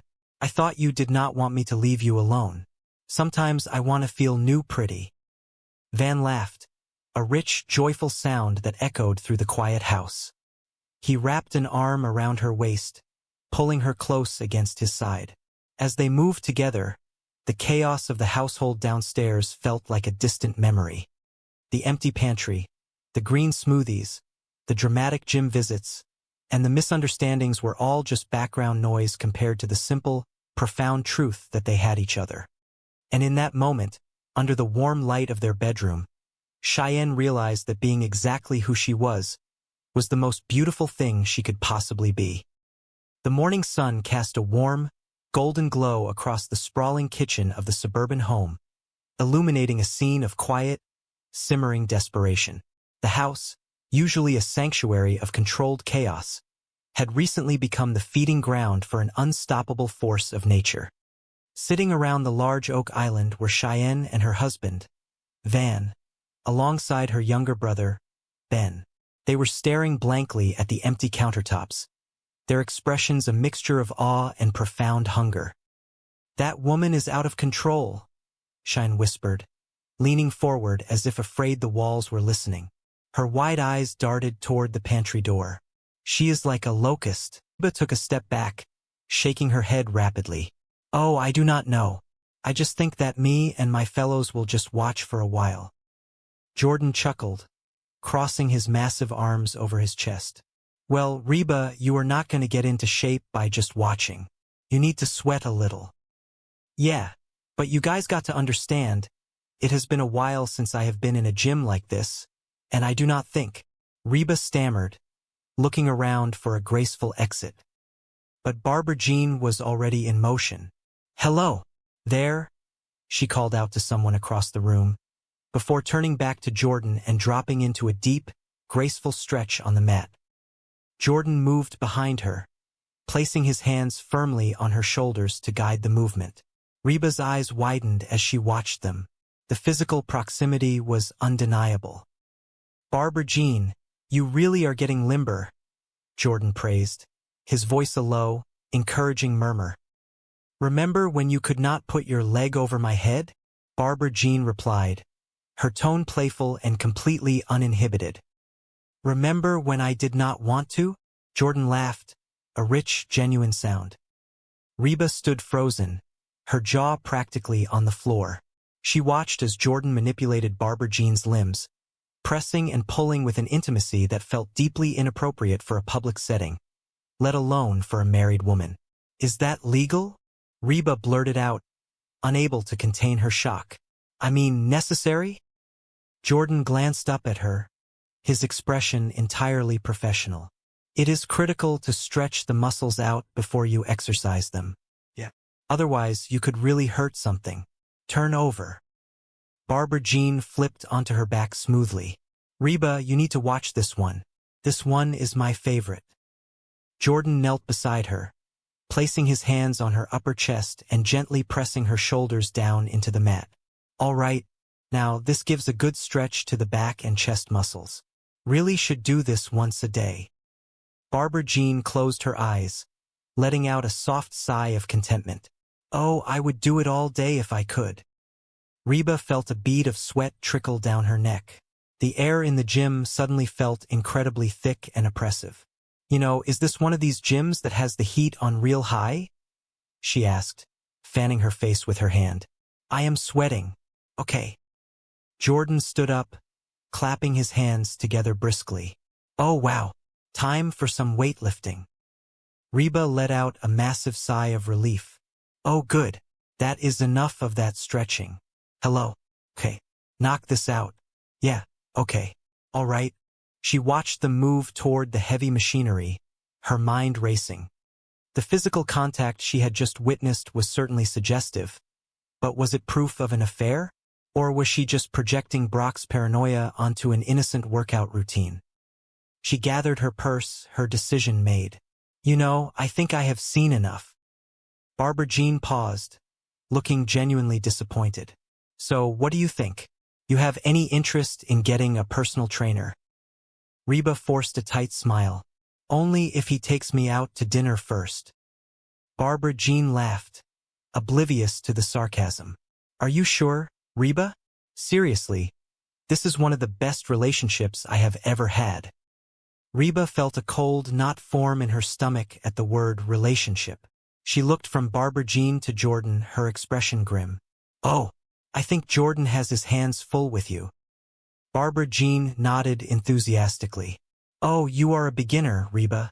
You will start with Dot. Dot. Yeah. This is Reba. She seems a little tense. I would spend some extra time on the stretching. Reba turned around slowly to face a woman who looked like she could bench press a small vehicle. Dot cracked her knuckles, a terrifying grin spreading across her face. Hey, get down there. Reba didn't wait to hear another word. She spun on her heel and practically sprinted toward the glass doors, the thumping bass of the gym music fading into the background as she escaped into the cool afternoon air. Back at the house, Brock was pacing the living room floor, his anxiety having reached a fever pitch. The moment he heard the front door open, he was there, his eyes wide and demanding.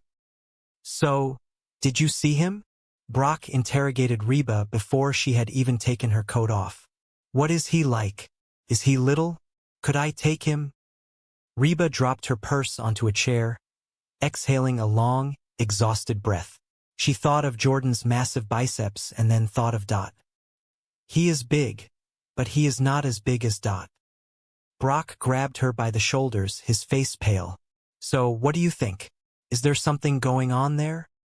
Reba looked into his desperate eyes, feeling a profound sense of pity mixed with intense discomfort. Look, Brock, I was hoping that I could go down to the gym and check things out and come back and tell you that there is nothing to worry about. But Brock let go of her shoulders, stepping back as if she had struck him. That is it. Reba, come on. Reba held up a hand, trying to calm him down. Okay, I do not know if they are having an affair or not, but if they keep working out like that, they might be having a baby. Brock collapsed onto the sofa, burying his face in his hands. Man, I knew there was something going on. The front door swung open again, and Barbara Jean breezed into the house, fresh from the gym and glowing with endorphins. Hey, everybody. I am here, and I am saying, well. She stopped, noticing Brock's devastated posture. Her smile softened instantly. Oh, une. Brock stood up slowly, his face twisted in a mixture of anger and betrayal. He pointed an accusatory finger at her. Do not you honey me. Barbara Jean blinked, her joy instantly evaporating, replaced by genuine confusion. What are you talking about? Oh man, Brock spat out, his voice shaking with emotion. Did you honestly think that I would not find out about you and Jordan? Barbara Jean's jaw dropped. She looked from Brock to Reba, utter disbelief painted across her features. What? We were working out. It was perfectly innocent. Brock scoffed, running a hand through his hair. Reba, tell him what you saw. Reba took a step backward, raising her hands in a gesture of absolute surrender. I do not want to get involved. She said you are having an affair, Brock continued, his voice rising in volume. Barbara Jean let out a sharp, incredulous laugh. Any more than I already am. She took a deep breath, squaring her shoulders as she looked her husband dead in the eye. Okay, Jordan and I are not having an affair. He is gay. The silence that descended upon the living room was deafening. The only sound was the ticking of the grandfather clock in the hallway. Brock stared at her, his anger freezing in place, slowly transforming into profound confusion. What? Barbara Jean crossed her arms, her expression shifting from defense to exasperation. Reba, do you honestly think I would let a straight man grab my breasts? Brock choked on his own breath, his eyes bulging. Excuse me, he grabbed your breasts. He is gay, Barbara Jean repeated, enunciating each word carefully as if speaking to a child. He was not touching them. He was arranging them. Carry on with your lives.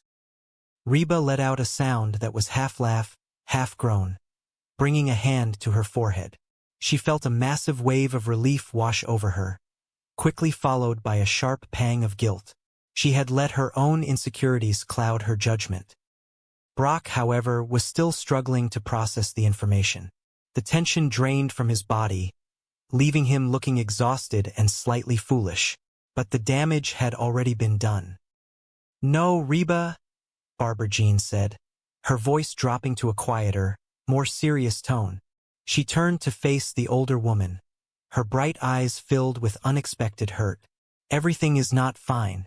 I had no idea you were so threatened by the new me. The slim waist, the toned legs, the phallus. The phallus, Reba repeated, confused by the plural. The girls, Barbara Jean clarified. Oh, the puppies. She gestured toward her chest again. Reba straightened her spine, her defensive instincts kicking in. I am not threatened by you. Really? Barbara Jean challenged, tilting her head. Yeah. Then why did you go down to the gym? What were you spying on me? Reba opened her mouth to deny it, but the words died in her throat. She looked away, unable to meet Barbara Jean's piercing gaze. No. Okay, yes. I went down to the gym because I thought there was something going on between you and Jordan. Barbara Jean's face fell, genuine pain flashing across her features. Why would you think that? Reba sighed heavily, wrapping her arms around her own waist. Onto the gym and spend time with Jordan, her trainer. Exactly. He paced back and forth across the linoleum floor, his hands shoved deep into his pockets. Frankly, I like the new behind, but the new attitude not so much. Reba, busy washing her blender in the sink, rolled her eyes. Oh, that is really funny coming from the old behind. Jordan is so great. Jordan is so toned and funny. Brock stopped pacing and pointed a finger at her. Well, I got news for you. Nobody is toned and funny. Reba dried her hands on a towel, turning to face him with a look of calm reason. Brock, you are overreacting. Oh, really? Brock challenged, his voice rising in pitch. Yeah, I think she might be having an affair with this guy. Barbara Jean with her trainer? I mean, sure, he is probably a better man than you are, better looking and younger. But, he stopped, running his hands over his face in distress. He looked at Reba, his eyes pleading. That is it. Reba, I need you to help me out. I want you to go down to the gym and see if there is anything going on. You know, spy on him for me. Reba laughed, a sharp, dismissive sound. She leaned against the counter, crossing her arms. No way. You know, Barbara Jean may have a long list of faults, and I have that list if you need a copy. But she is nothing if not faithful. Brock shook his head stubbornly, refusing to be comforted.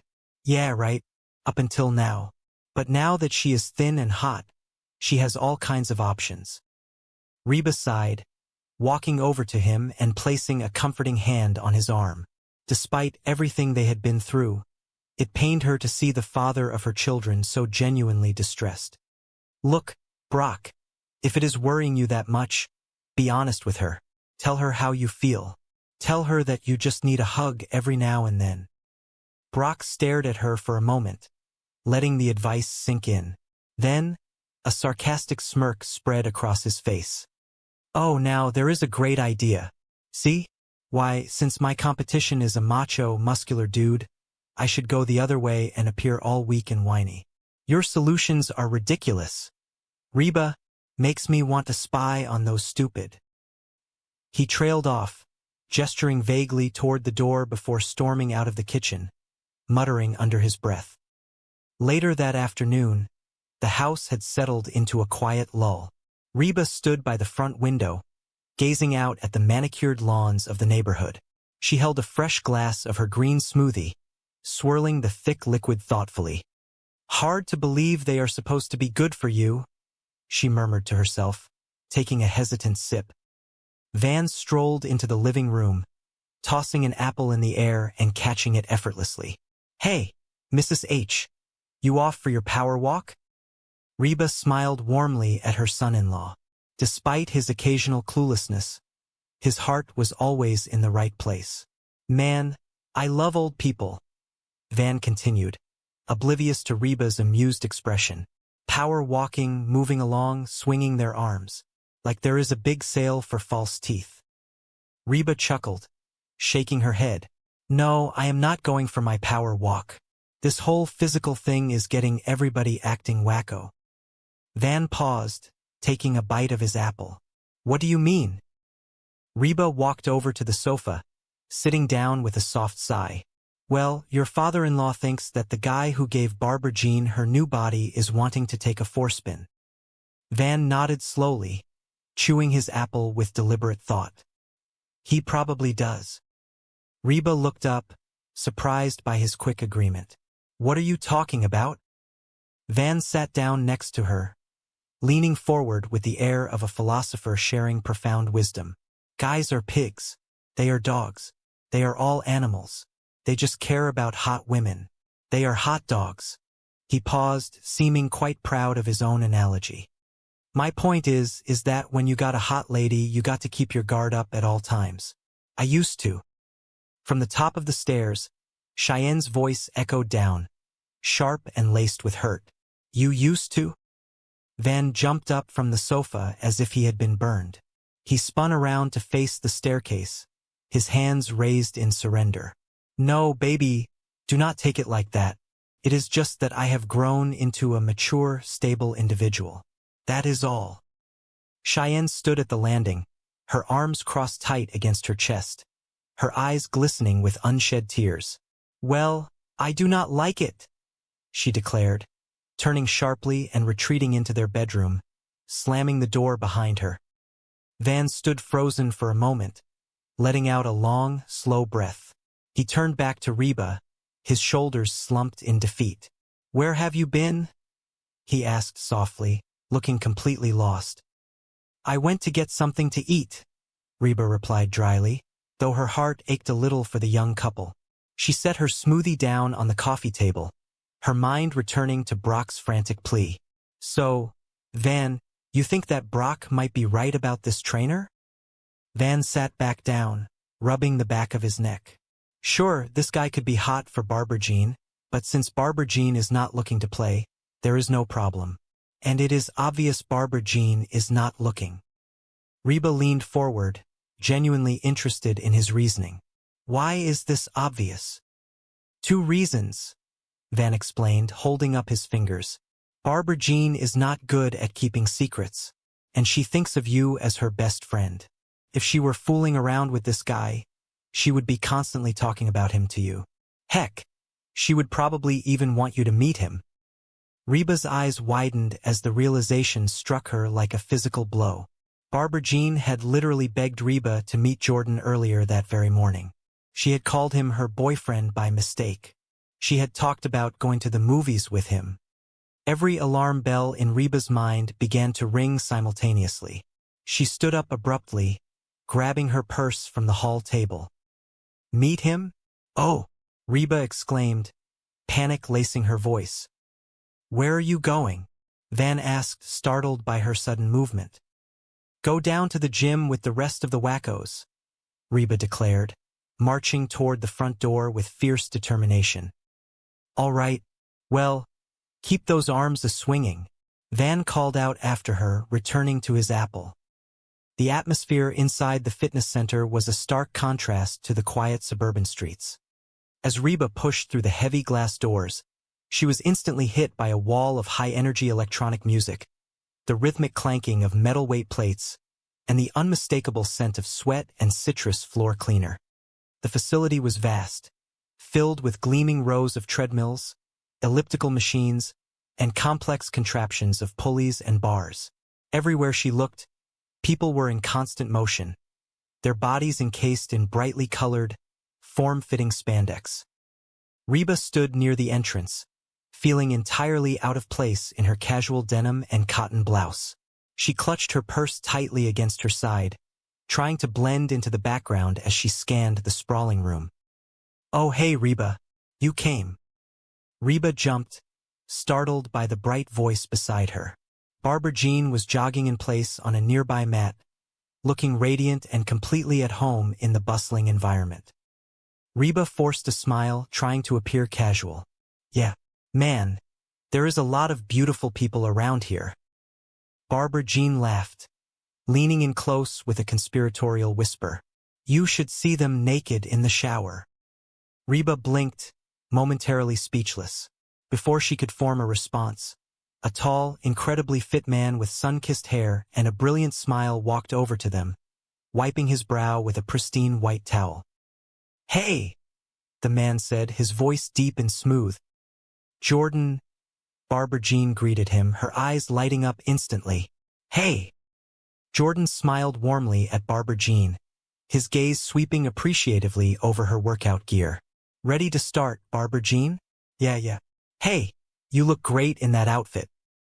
Barbara Jean blushed furiously, waving a dismissive hand, though she was clearly thrilled by the compliment. Oh, well, the other woman is getting kind of baggy. She turned to Reba, lowering her voice again. Can you believe her? She did the impossible. She lost all that weight and kept these fellas. She gestured proudly toward her chest, prompting a chorus of enthusiastic, breathless giggles from herself.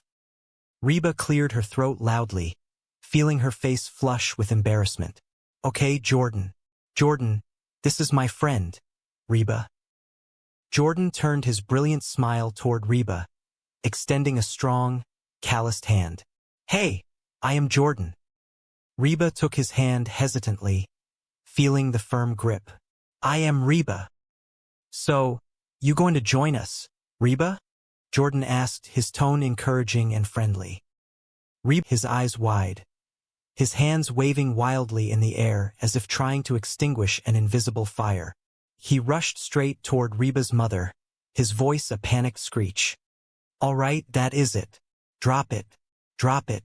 Drop it. He chanted, waving his hands. Drop it. The entire room froze. Reba stared at him, utterly bewildered by his sudden outburst.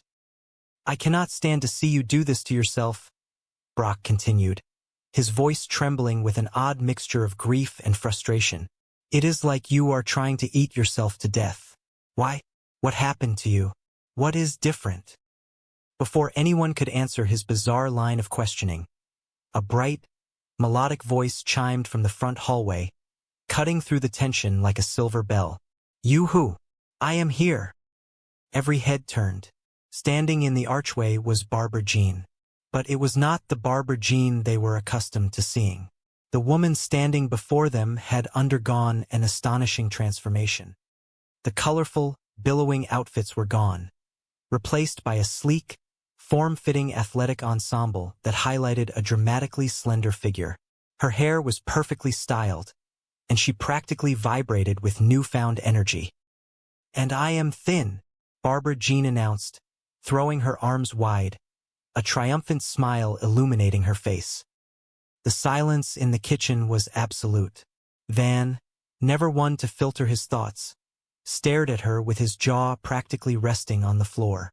"Yeah, thin is a stick, and dumb is one," he muttered under his breath, though his eyes never left her. Reba stood motionless, blinking rapidly as her mind tried to process the visual information. "Yikes," she whispered to herself. "What is eating Cooper grape? Look at that. They look like the number 10. Brock rubbed his eyes, letting out a heavy, dramatic breath. "Oh, thank goodness it was just a nightmare," he said, hoping against hope that he would wake up. But Barbara Jean stepped further into the room, her presence undeniable. "Yoo-hoo, I am here, and I am thin," she repeated, her joy uncontainable. "And the nightmare continues," Brock grumbled, sinking into one of the wooden kitchen chairs. Barbara Jean began to hum a cheerful, empowering tune, practically dancing her way over to the counter. The energy she brought into the room was dizzying. Van, recovering from his initial shock, leaned over to Cheyenne. "Mom, make us some pancakes," he requested, his voice suddenly sounding very small and confused. Reba shook her head, pulling herself out of her stupor. She marched over to the blender, her posture rigid with newfound purpose. "No, I am making everyone a power smoothie. And this afternoon, I am taking a power walk." Van scoffed, crossing his arms. "Power walk?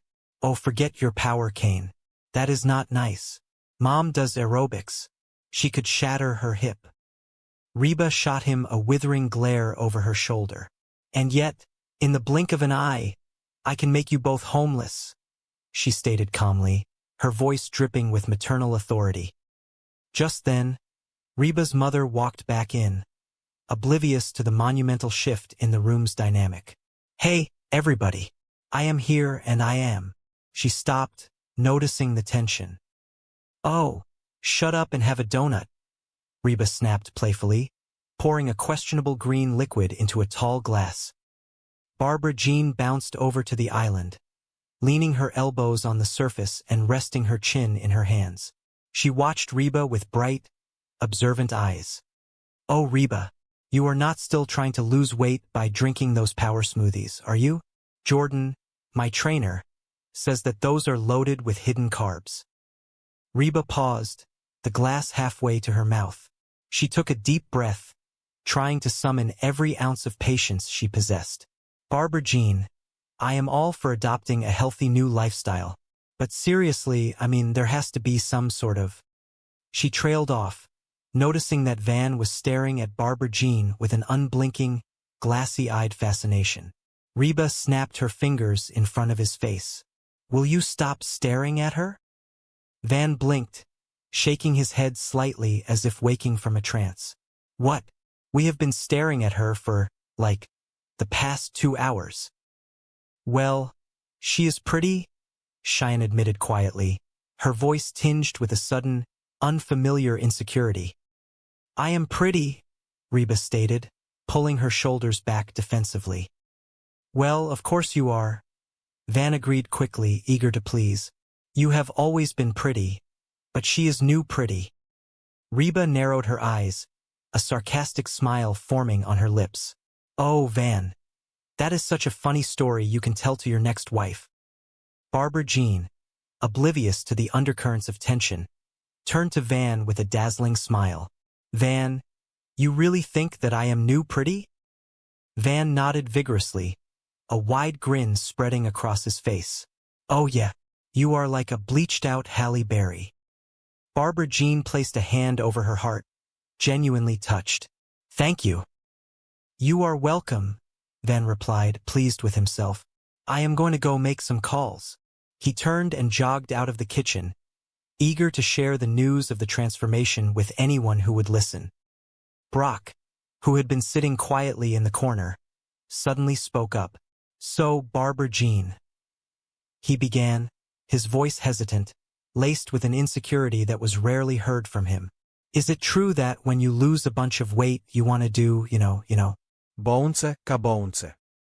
Before anyone could decipher Brock's awkward phrasing, Cheyenne let out a small, distressed noise and turned to flee the room.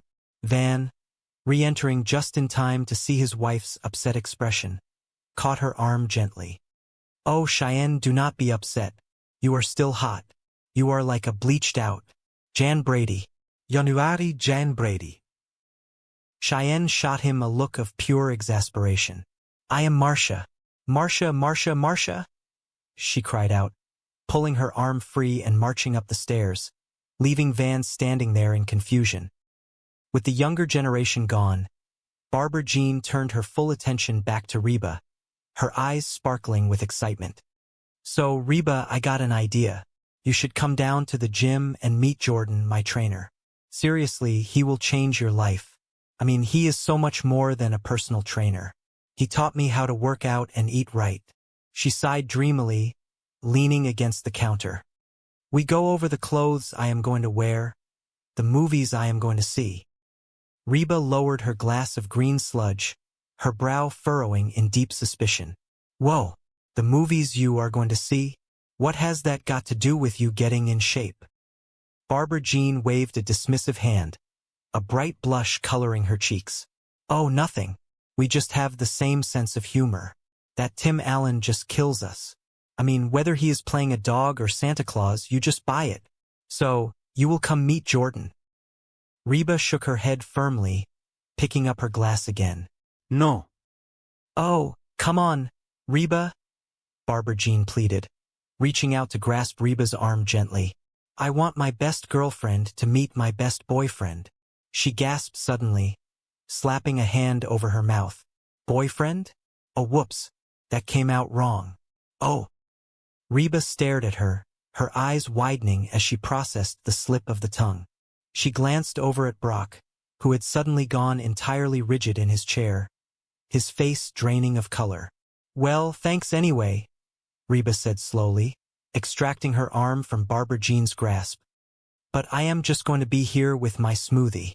Delicious, just like fruit gravy." She took a small sip and immediately suppressed a grimace. Brock stood up quickly, forcing a strained, unnatural smile onto his face. He walked over to Barbara Jean, placing a hand on her shoulder. "Oh, hey, Barbara Jean, here you are. Listen, how would you like to go out and grab a quick lunch? Just the two of us?" Barbara Jean looked at him, her expression apologetic. "Oh, honey, I cannot. I am going to the gym." Brock's smile faltered, but he pushed forward, his voice taking on a desperate, pleading tone. "Well, cannot you skip it just this once? Come on. I will take you to that romantic French place you like so much." Barbara Jean laughed, a bright, bubbly sound that seemed to grate on Brock's nerves. "Really? Skip the gym and eat French food? No confondu, bras." With a cheerful wave, she grabbed her gym bag from a nearby chair and practically skipped out the front door, leaving a heavy, oppressive silence in her wake. Brock stood staring at the closed door for a long moment before turning to Reba, his shoulders slumping in defeat. "Man, she blew me off again. All she wants to do is go down." "What are we watching?" he asked the dog curled up at his feet. The television screen flickered, casting a blue glow over the room. "No, we are not watching that. Want to play a round of rock, paper, scissors for it? Let us go." He held up his hand, shaking it 3 times. "You are going to pick scissors, are you not? Get out." He laughed, playfully tossing a pillow at the imaginary opponent. The door creaked open, and Cheyenne slipped into the room. "Hey, honey," she said softly. "Hey, baby," Van replied, not taking his eyes off the screen. "I really need to talk to you," Cheyenne said, her voice trembling slightly. "Oh, honey, I just got the television tuned to the game," Van protested mildly. Cheyenne stood at the foot of the bed, nervously wringing her hands. Well, I started thinking deeply about what you said earlier, and I thought that maybe you do not think of me as being new pretty because I do not do nearly enough to actively keep your romantic interest. Van finally muted the television and turned to look at her, his brow furrowed in confusion. No, honey, you were way hot, guilty as charged. But anyway, Cheyenne pushed on, ignoring his reassurance. I thought that maybe I should, drastically change my overall look every now and then just to keep things fresh and exciting for you. So, she reached behind her back and pulled out a bright, almost unnaturally shiny, blonde wig. I bought a wig.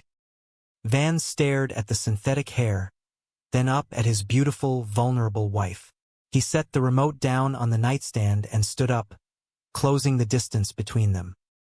Cheyenne, put that down, he said gently, reaching out and taking the wig from her trembling hands. He tossed it carelessly onto a nearby chair. Listen to me very carefully, he told her, his voice dropping an octave, losing all of its usual goofy cadence. I think it is a truly good thing that when I look at you, I do not just see the beautiful girl with the killer body from high school anymore. Cheyenne looked up at him, tears welling in her eyes. You do not? No, Van smiled, reaching up to gently tuck a strand of her real hair behind her ear. I see my wife, and I am fiercely attracted to her whether she is all dressed up, perfectly ready to go out on the town, or whether she is just sitting quietly on the living room couch wearing those incredibly washed-up, faded flannel pajamas. Really? Cheyenne whispered, a tear slipping down her cheek. Yeah, Van nodded, leaning his forehead against hers. You are uniquely beautiful to me simply because of exactly who you are. Cheyenne sniffled, a small smile breaking through her tears. I feel kind of really stupid right now. Van chuckled softly, wrapping his arms around her waist and pulling her close. That is also exactly who you are, and I absolutely love it. He kissed the top of her head, breathing in the familiar scent of her shampoo. Come on, you, he murmured, gently guiding her toward the stairs leading up to the main level. Where exactly are we going? Cheyenne asked, wiping her eyes. Oh, we are going upstairs, Van replied smoothly, a mischievous glint returning to his eyes. Cheyenne stopped, placing a hand on his chest. Hold on just a minute. I thought you explicitly said you did not want me to leave you all alone down here. Van grinned, flashing that perfectly endearing smile. Sometimes, he whispered, leaning in close, I just really want to feel new pretty myself. The morning sun filtered through the sheer curtains of the kitchen window, casting a warm, golden glow over the worn oak table that had served as the heart of the home for decades. It was a typical suburban morning, filled with the comforting hum of the refrigerator and the distant chirping of birds. However, the atmosphere inside the kitchen was anything but tranquil. Cheyenne and her husband, Van, stood side by side in front of the open pantry doors, their expressions a mixture of awe and sheer disbelief. The shelves, usually brimming with colorful boxes of cereal, assorted snacks, and canned goods, were completely bare. It looked as though a gentle but highly efficient tornado had swept through, taking every edible item with it. That woman is out of control, Cheyenne whispered, her eyes wide as she scanned the empty wooden slats. She is like a locust. She has eaten everything in the house. Van, leaning casually against the counter, nodded in solemn agreement. He ran a hand through his hair, his brow furrowed in deep thought. She has eaten everything in your dad's house, too, he pointed out, gesturing vaguely toward the neighborhood beyond the window. Look around, Cheyenne. Even the salt and pepper shakers are empty. I mean, who eats plain salt? Why do not you just tell her she has eaten too much? Cheyenne turned to her husband, her eyes narrowing slightly. You tell her, she countered quickly, folding her arms across her chest. No, you tell her, Van replied, standing his ground. He held up a fist, his eyes dancing with a familiar competitive spark. Rock, paper, scissors. Come on. Cheyenne sighed, a fond but exasperated smile tugging at the corners of her mouth. Ben, she said, using his given name for emphasis. You know you are going to lose. Not this time, Van declared confidently, shaking his fist in a steady rhythm. 1, 2, 3. They threw their hands forward simultaneously. Cheyenne presented 2 extended fingers, while Van proudly displayed a flat palm. He stared at her hand, his triumphant expression instantly melting into a pout of genuine frustration. Dang it! How do you always beat me? Cheyenne chuckled, patting him affectionately on the shoulder. Because you always pick scissors? She explained, her voice carrying the patient tone of a teacher guiding a student. Van crossed his arms, looking momentarily defensive. Of course I do. It is my system. So, you will tell her. Cheyenne immediately recoiled, shaking her head. Yeah, fine. No, actually, I do not want to. Van stepped closer, dropping his voice into a pleading register. You tell her. Come on, you tell her.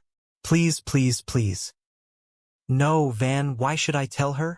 Cheyenne asked, genuinely curious as to why he was so terrified of a simple conversation. Van leaned in, his expression earnest. Because girls can say that kind of stuff without having to come across like all they care about are looks. By the way, he paused, his gaze softening as he looked his wife up and down, a warm, appreciative smile spreading across his face. You have been looking hot lately. Cheyenne felt a blush creep up her cheeks, the frustration of the pantry incident instantly evaporating. Oh, you, she murmured playfully, gently shoving his chest. Just then, Reba breezed into the kitchen, carrying the weight of the household with her usual effortless grace. She took one look at the two of them, correctly interpreting the standoff by the empty pantry. She let out a long, weary sigh. Look, sweetie, why do not I tell her? Reba offered, already mentally preparing herself for the inevitable confrontation with her ex-husband's new wife, Barbara Jean. Thank you, Van breathed a sigh of immense relief, looking at Reba as if she were a hero arriving just in time. Before Reba could even formulate a plan, the back door swung open with a dramatic flourish. Reba's mother walked in, her face beaming with triumph. She was holding a large, flat, square cardboard box triumphantly above her head. Hey, hey, hey, guess who Luigi gave the free pizza to? She announced, her voice echoing through the kitchen. Luigi does not have to roll it out of the bed every morning. Reba rubbed her temples, feeling a sudden headache coming on. The last thing this family needed was more heavy, cheesy food to argue over. You know, Mom, we really do not need another pizza, Reba reasoned gently, trying to steer the morning toward a calmer path. I mean, it is really just the three of us right now.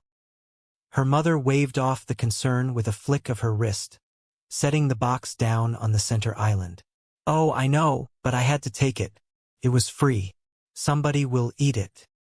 Almost on cue, Van lunged forward, his eyes locked on the cardboard box. Oh, dibs? He shouted, already reaching for the lid. Reba watched him, a sudden wave of determination washing over her. She looked around the kitchen, at the empty pantry, the greasy pizza box, and the general lethargy that seemed to have settled over the household. You know what, Mom? Reba said, her voice rising with sudden resolve. I am thinking maybe we should all try and get a little healthier around here.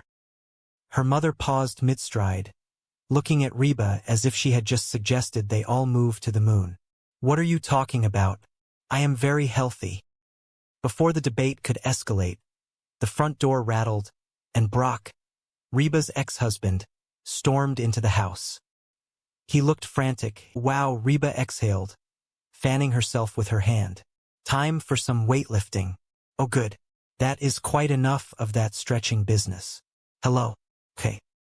She watched them move to the weight rack for a few minutes before she finally decided she had seen plenty. Knock this out, she muttered to herself. Yeah, okay. All right. You know, I think I have seen enough. Before she left, Barbara Jean hurried over to her, glowing with exertion. So what do you think? Do you have any real interest in getting a personal trainer? Only if he promises to take me out to a very nice dinner first, Reba replied dryly. Are you absolutely sure? Reba? Barbara Jean pressed, her expression turning sincere. Seriously, this is absolutely one of the very best relationships I have ever had. Reba looked over at Jordan, then back to her friend. Oh, I think Jordan definitely has his hands totally full with you. Oh, you are just a beginner, Reba, Barbara Jean reassured her, missing the subtext entirely. You will start with Dot. Dot. A massive woman, built like a professional linebacker, looked over from across the room and grunted an acknowledgement. Yeah. This is my friend Reba, Barbara Jean called out. She seems just a little bit tense. I would spend some extra time on the stretching with her. Reba forced a terrified smile. Hey, get down there, Dot barked, pointing a thick, muscular finger toward the mats. Reba did not walk out of the gym. She practically fled, her mind racing with what she had just witnessed. When she returned to the house, Brock was pacing the living room floor, a path worn into the carpet from his anxious footsteps. The moment the front door clicked shut, he spun around. So, did you see him? Brock demanded, rushing toward her. What is he like? Is he little? Could I take him in a fight? Reba tossed her purse onto the sofa and let out a long, exhausted breath. He is big, she answered honestly, but he is not nearly as big as Dot. Brock waved his hand impatiently. So, what do you think? Is there something romantic going on down there? Look, Brock, Reba started carefully, choosing her words with caution. I was really hoping that I could go down to the gym and casually check things out and then come back and tell you that there is absolutely nothing to worry about. But that is it, Brock exploded, throwing his hands in the air. Reba, come on, he pleaded, desperate for details. Okay. Reba relented, holding up a hand to calm him down. I honestly do not know if they are having a physical affair or not, but if they keep working out like that, they might be having a baby. Man, I knew there was something sneaky going on, Brock groaned, sinking into an armchair and burying his face in his hands. The front door swung open again, and Barbara Jean practically danced into the room, still wearing her bright spandex and radiating an unnatural amount of positive energy. Hey, everybody, she sang out brightly. I am here and I am saying, well. She stopped, noticing Brock's devastated posture. Oh, hi, honey, she said softly. Do not you hi honey me, Brock snapped, standing up abruptly. What are you talking about? Barbara Jean asked, her smile faltering, genuine confusion spreading across her features. Oh man, Brock scoffed, pacing again. Did you honestly think that I would not eventually find out about you and Jordan? What? Barbara Jean gasped, stepping back as if physically struck. We were just working out. It was a perfectly innocent session. Reba, Brock commanded, tell him exactly what you saw. Reba shrank back toward the wall. I do not want to get involved in this. She said you are having a passionate affair, Brock accused, pointing a trembling finger at his wife. Any more than I already am, Reba muttered under her breath, regretting her involvement entirely. Barbara Jean crossed her arms, her posture shifting from defensive to utterly perplexed. Okay, listen to me very carefully. Jordan and I are not having an affair. He is gay. The silence that followed was profound. Brock stopped pacing. Reba stopped inching toward the door. What? Brock finally managed to say, the word barely a whisper. Reba, Barbara Jean turned to her friend, her tone dripping with disbelief. Do you honestly think I would ever let a straight man grab my breasts right in the middle of a crowded gym? Excuse me, Brock choked out, his eyes bulging. He grabbed your breasts? He is gay, Barbara Jean repeated slowly, as if speaking to a young child. He was not touching them. He was simply arranging them. Carry on with your normal lives. She turned to walk toward the kitchen, but the tension in the room remained thick. No, Reba. Barbara Jean stopped and turned back, her voice losing its comedic edge and dropping into something much more vulnerable. Everything is not fine. I had absolutely no idea you were so deeply threatened by the new me. Reba blinked, taken aback. The new you? Yes, Barbara Jean continued, stepping closer. The slim waist, the toned legs, the phallus.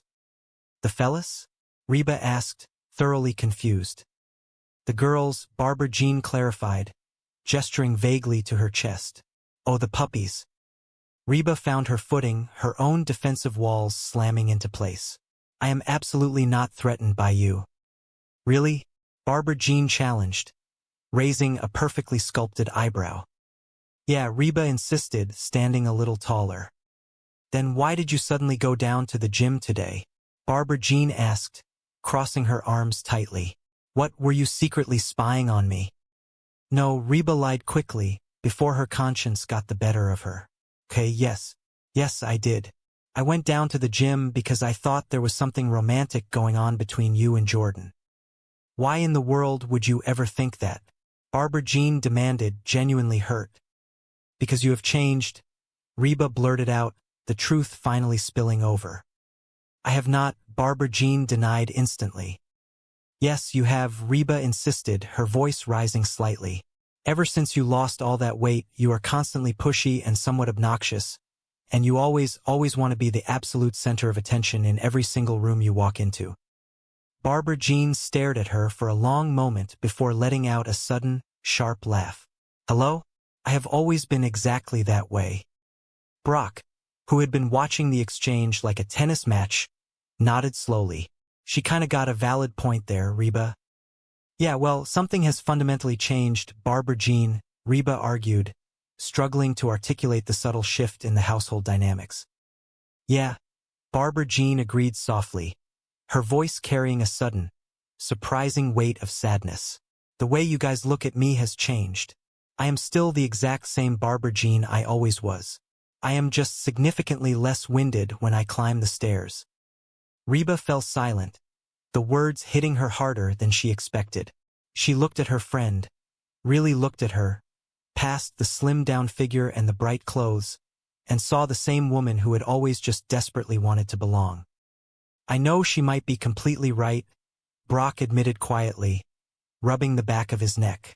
Could very well be us. Reba sighed, the anger leaving her body in a rush. I am so sorry, honey. She turned to Brock. Reba just got me all worked up over absolutely nothing. That is, Reba started to defend herself, then stopped. Look, Barbara Jean, the real truth is, I think I went down to the gym almost quietly hoping that I would actually find you doing something terrible and wrong. You know, anything at all. Barbara Jean looked at her, confused. Why would you want that? So I could finally feel superior to you and your brand new skinny, but Reba confessed, the shame coloring her cheeks. So, I am truly sorry. Barbara Jean stood completely still, processing the confession. Sorry? She repeated. Yeah, Reba nodded, preparing for the inevitable anger. Suddenly, a massive grin broke across Barbara Jean's face. This is incredibly great. Reba looked at her as if she had lost her mind. It is? For the very first time since we have known each other, Barbara Jean practically squealed, stepping forward and grabbing Reba's hands. You actually want to be me? Reba pulled her hands away firmly. I absolutely do not want to be you. I know. Barbara Jean laughed, unfazed. It is even better than that. You actively want to look exactly like me. Reba rolled her eyes, shaking her head. Hey, where are you going? Barbara Jean asked as Reba turned toward the kitchen. Just gonna go grab something heavy to eat, Reba called back over her shoulder. I will see you sometime next year. As the tension in the main house dissipated, leaving behind a comfortable, familiar annoyance, a different kind of quiet settled over the small garage apartment out back. Van sat on the edge of the bed, holding a remote control. Hey buddy, or trainer. Exactly. Frankly, Reba, I like the new but the new attitude not so much. Reba could not resist the opportunity. Oh, that is really funny coming from the old but. Brock ignored the jab. Jordan is so great. Jordan is so toned and funny. Well, I have news for you. Nobody is that toned and that funny. Rob, you are overreacting. Reba sighed, sinking onto the sofa. Oh, really? Brock challenged. Yeah, I think she might be having an affair with this guy. Reba stared at him, bewildered. Barbara Jean with her trainer? I mean, sure, he is probably a better man than you are, better looking and significantly younger. But that is it, Brock interrupted, pacing faster now. Reba, I need you to help me out. I want you to go down to the gym and see if there is anything going on. You know, spy on him for me. Reba let out a loud, definitive laugh. No way. You know, Barbara Jean may have a very long list of faults. And I have that list carefully documented if you ever need a copy. But she is nothing if not entirely faithful. Yeah, right, Brock scoffed, crossing his arms. Up until now. But now that she is thin and hot, she has all kinds of new options. Reba looked at him, feeling a sudden pang of sympathy for the man she had once been married to. Look, Brock, if it is worrying you that much, just be honest with her. Tell her exactly how you feel. Tell her that you just need a hug every now and then. Brock stared at her as if she had grown a second head. Oh, now, there is a great idea. See? Why, since my primary competition is a macho, muscular dude, I should go the complete opposite way and appear all weak and whiny. Your solutions are ridiculous. Reba makes me want to spy on those. Stupid. He trailed off, frustrated, and stormed out of the room. Reba shook her head, taking a sip of her smoothie and wincing at the chalky texture. Hard to believe they are supposed to be good for you. The next morning, Van bounded into the kitchen, practically glowing with youthful energy. Hey, Mrs. H, you off for your power walk? He asked cheerfully. Before she could answer, he turned to the room at large. Man, I love old people. Power walking, moving along, swinging their arms. Like there is a big sale for false teeth happening somewhere. Reba sighed, setting her empty glass down on the counter. No, I am not going for my power walk. This whole physical fitness thing is getting everybody acting completely wacko. What do you mean? Van asked, grabbing an apple from the fruit bowl. Well, your dad thinks that the guy who gave Barbara Jean her new body is wanting to take a forespin, Reba explained, using a delicate metaphor for Brock's crude suspicions. Van nodded slowly, taking a bite of his apple. He probably does. Reba frowned. What are you talking about?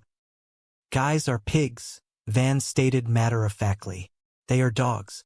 They are all animals. They just care about hot women. They are hot dogs. My point is that when you possess a hot lady, you have to keep your guard up at all times. He leaned against the counter, suddenly looking very serious. I used to. Cheyenne, who had just walked in, stopped dead in her tracks. You used to? Van realized his mistake instantly. No, baby, do not take it like that. It is just that I have grown into a mature, stable individual. That is all. Cheyenne glared at him. Well, I do not like it, she declared, turning on her heel and marching out of the kitchen. Van sighed, his shoulders slumping. Just then, Brock entered through the back door. Where have you been? Reba asked. I went to get something to eat, he replied, sounding slightly defeated. Reba turned to the young boy sitting quietly at the table. So, Ben, do you think that Brock might be right about this personal trainer? Ben thought for a moment, his young mind analyzing the situation with surprising clarity. Sure, this guy could be hot for Barbara Jean, but since Barbara Jean is not looking to play, there is absolutely no problem. And it is obvious Barbara Jean is not looking. Why is this so obvious? Brock demanded, desperate for reassurance. Two distinct reasons, Ben explained, holding up two fingers. First, Barbara Jean is not very good at keeping secrets. And second, she genuinely thinks of you as her best friend. Reba, if she were fooling around with this guy, she would be constantly talking about him to you. Heck, she would probably even want you to finally meet him. Brock's eyes widened in horror. Meet him? Oh. He turned and practically sprinted toward the door. Where are you going? Reba called after him. Go down to the gym with the rest of the wackos, he yelled back over his shoulder. Reba sighed, realizing she could not let him go down there and cause a scene. All right, she muttered to herself, grabbing her purse. Well, Keep those arms a-swinging. The gym was a terrifying landscape of polished chrome, heavy black rubber mats, and impossibly beautiful people clad in neon spandex. Fluorescent lights beat down from the high ceiling, illuminating the sweat gleaming on perfectly sculpted biceps and toned calves. The air smelled of eucalyptus, floor cleaner, and intense physical exertion.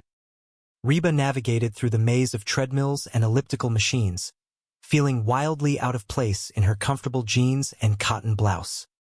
"Oh, hey, Reba," a familiar voice called out over the pulsing, rhythmic music. "You came."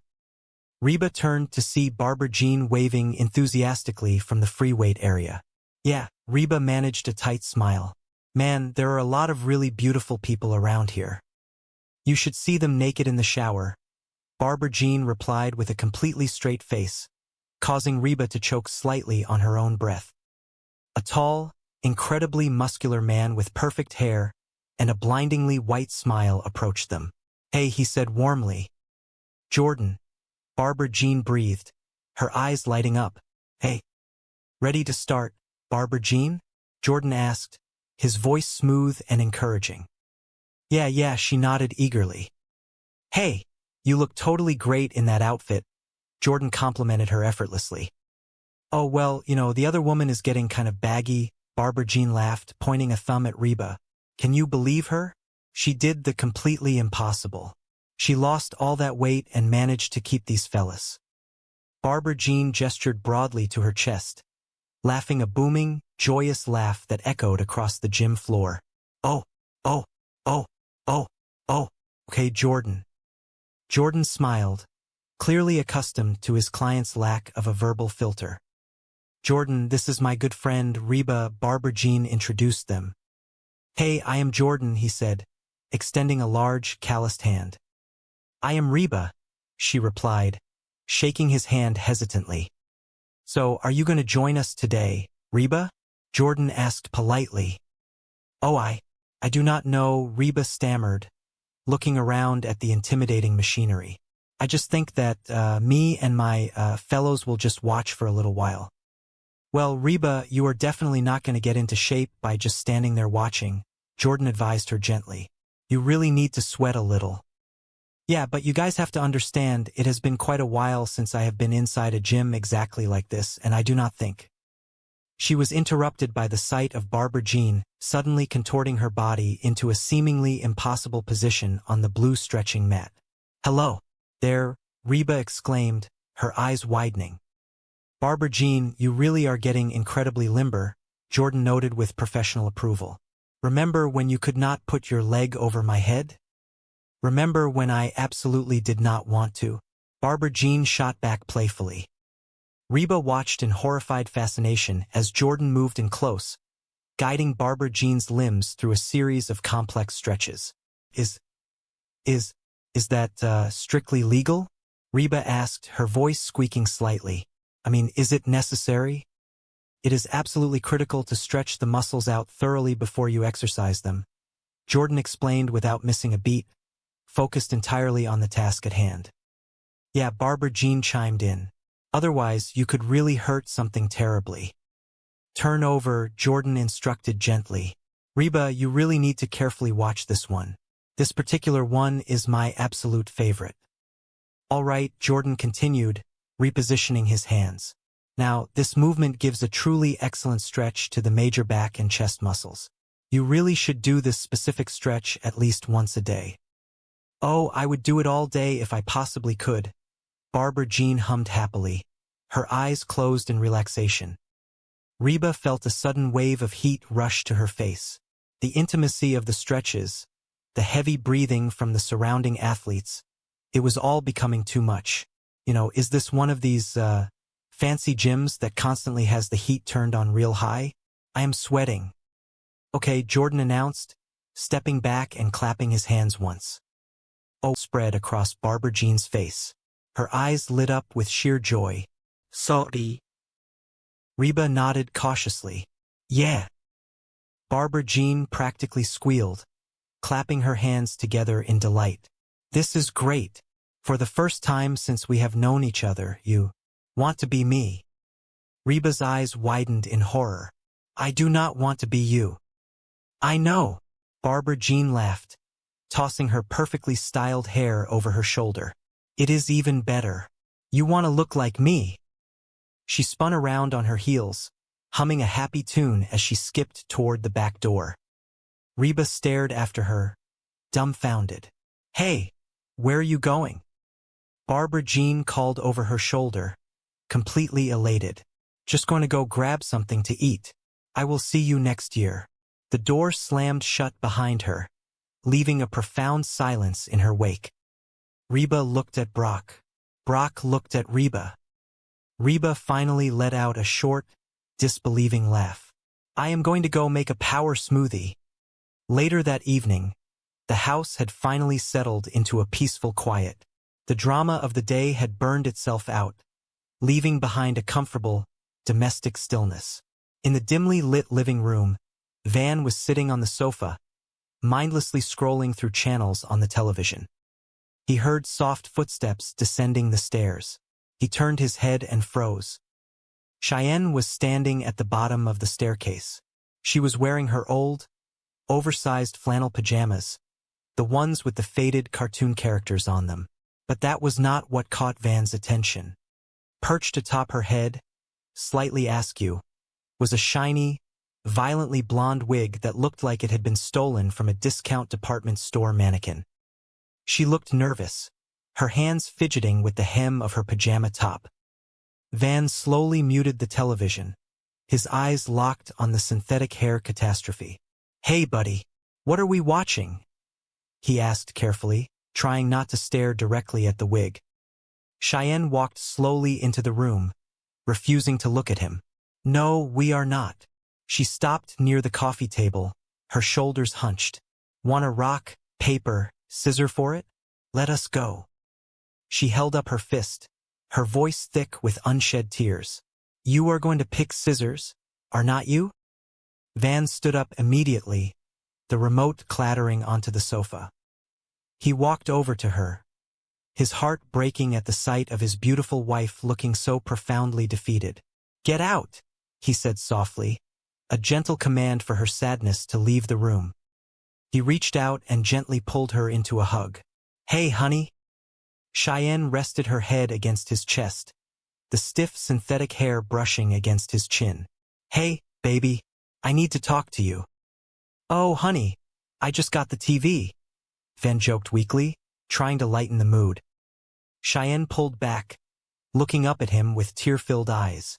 Well, I started thinking that maybe you do not think of me as new pretty because I do not do enough to keep your interest. Van's expression immediately turned serious. He reached up and gently touched her cheek. No, honey, you were way hot. Guilty.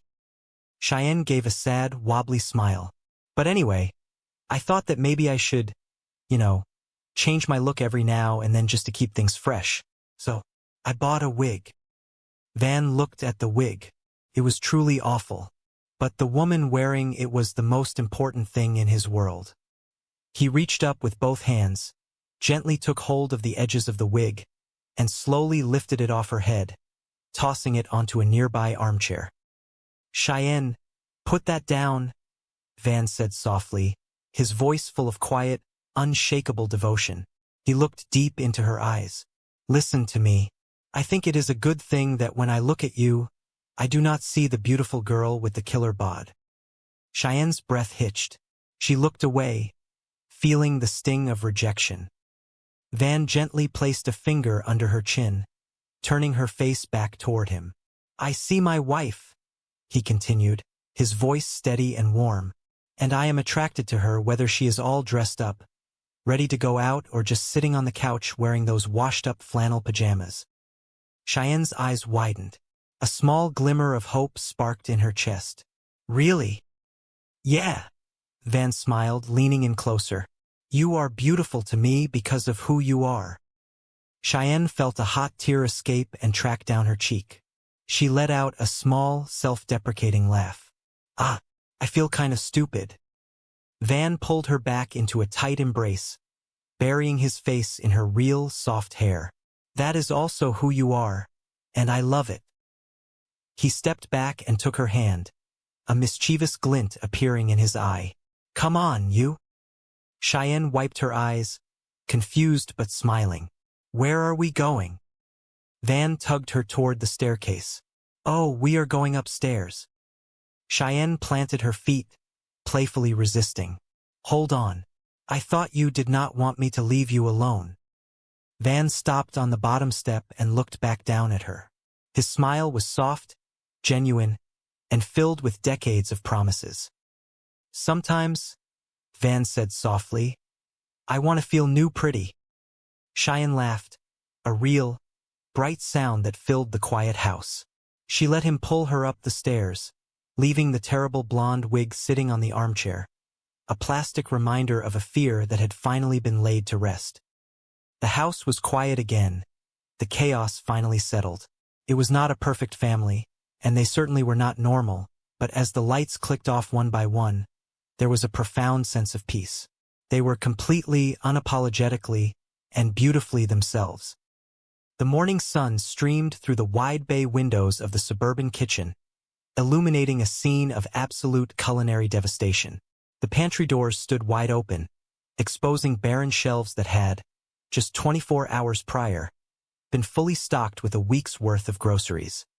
Crumbs were scattered across the sprawling granite island, and a sense of quiet desperation hung in the air among the family members gathered there.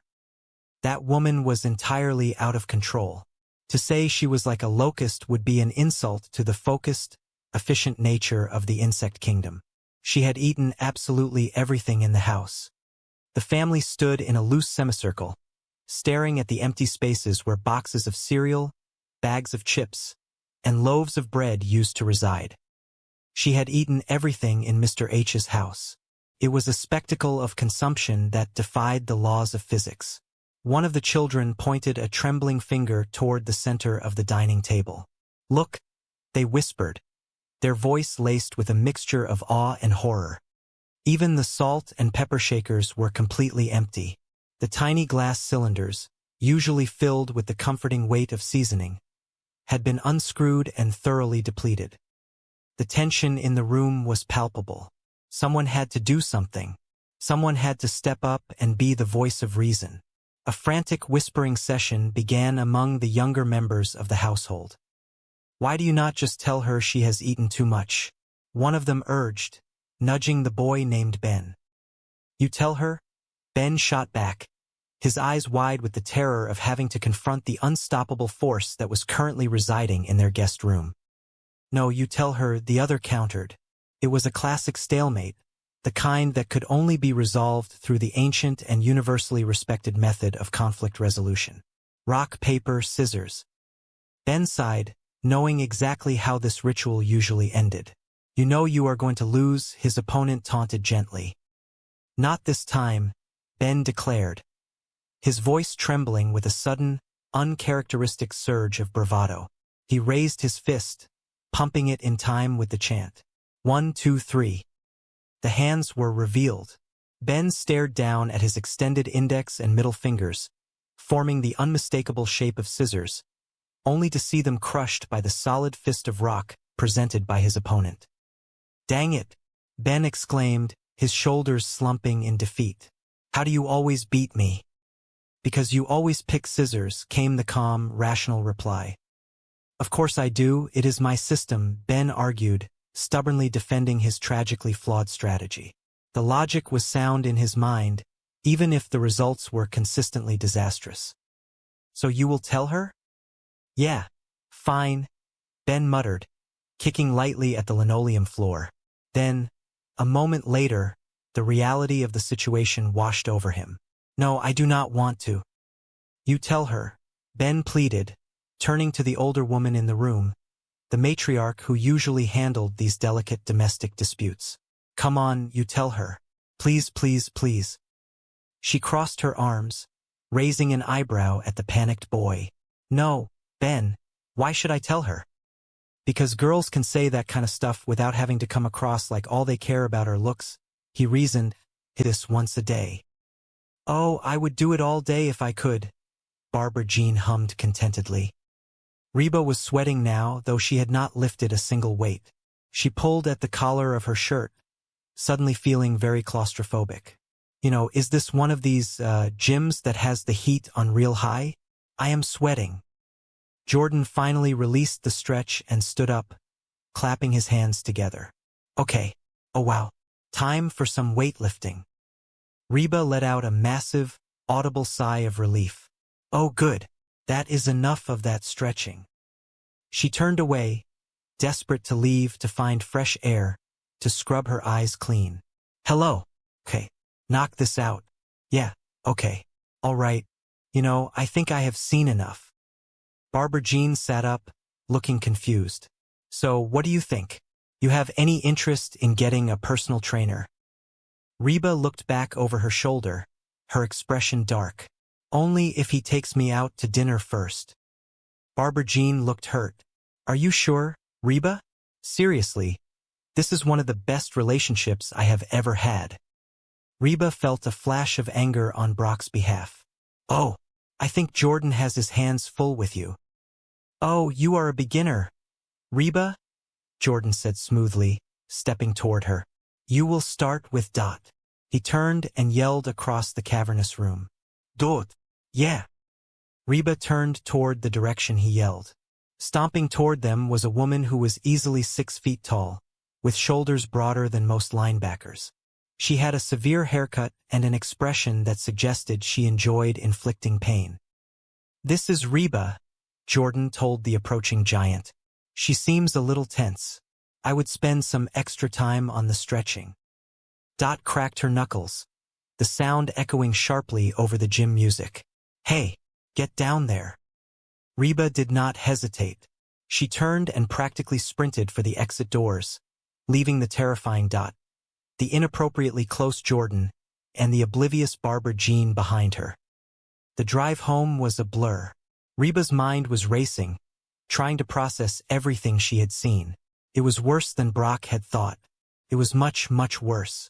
She burst through the front door of her house, her face flushed red, her breathing heavy. Brock was sitting at the kitchen table, nursing a cup of black coffee. He shot to his feet the moment he saw her. So, did you see him? What is he like? Is he little? Could I take him? Reba leaned heavily against the counter, trying to catch her breath. He is big, but he is not as big as Dot. Brock frowned in confusion. So, what do you think? Is there something going on there? Reba looked at her ex-husband. He looked so vulnerable, so completely lost. She took a deep breath, deciding to just rip the bandage off. Look, Brock, I was hoping that I could go down to the gym and check things out and come back and tell you that there is nothing to worry about. But Brock's face crumpled. That is it. Reba, come on. Okay. Reba continued rapidly, holding her hands up. I do not know if they are having an affair or not, but if they keep working out like that, they might be having a baby. Brock staggered backward, dropping his head into his hands. Man, I knew there was something going on. Before the panic could fully set in, the front door opened, and the familiar, overly bright voice drifted into the kitchen. Hey, everybody. I am here, and I am saying, well, Barbara Jean walked in, a gym bag slung over her shoulder, a massive smile on her face. She spotted Brock and her smile softened. Oh, une. Brock stood up straight, his face tight with anger. He pointed a finger at her. Do not you honey me. Barbara Jean stopped, her smile vanishing. She looked completely lost. What are you talking about? Oh man, Brock groaned, pacing the floor. Did you honestly think that I would not find out about you and Jordan? Barbara Jean's eyes widened in shock. What? We were working out. It was perfectly innocent. Brock spun around and pointed at Reba, who suddenly wished she could sink through the floorboards. Reba, tell him what you saw. Reba took a step backward, shaking her head quickly. I do not want to get involved. She said you are having an affair, Brock yelled, his voice echoing off the kitchen walls. Barbara Jean gasped, stepping backward as if she had been physically struck. Any more than I already am. She paused, took a deep, centering breath, and looked directly into her husband's angry eyes. Okay. Jordan and I are not having an affair. Oh, really? Brock sneered. He is gay, Barbara Jean stated flatly. The kitchen went dead silent.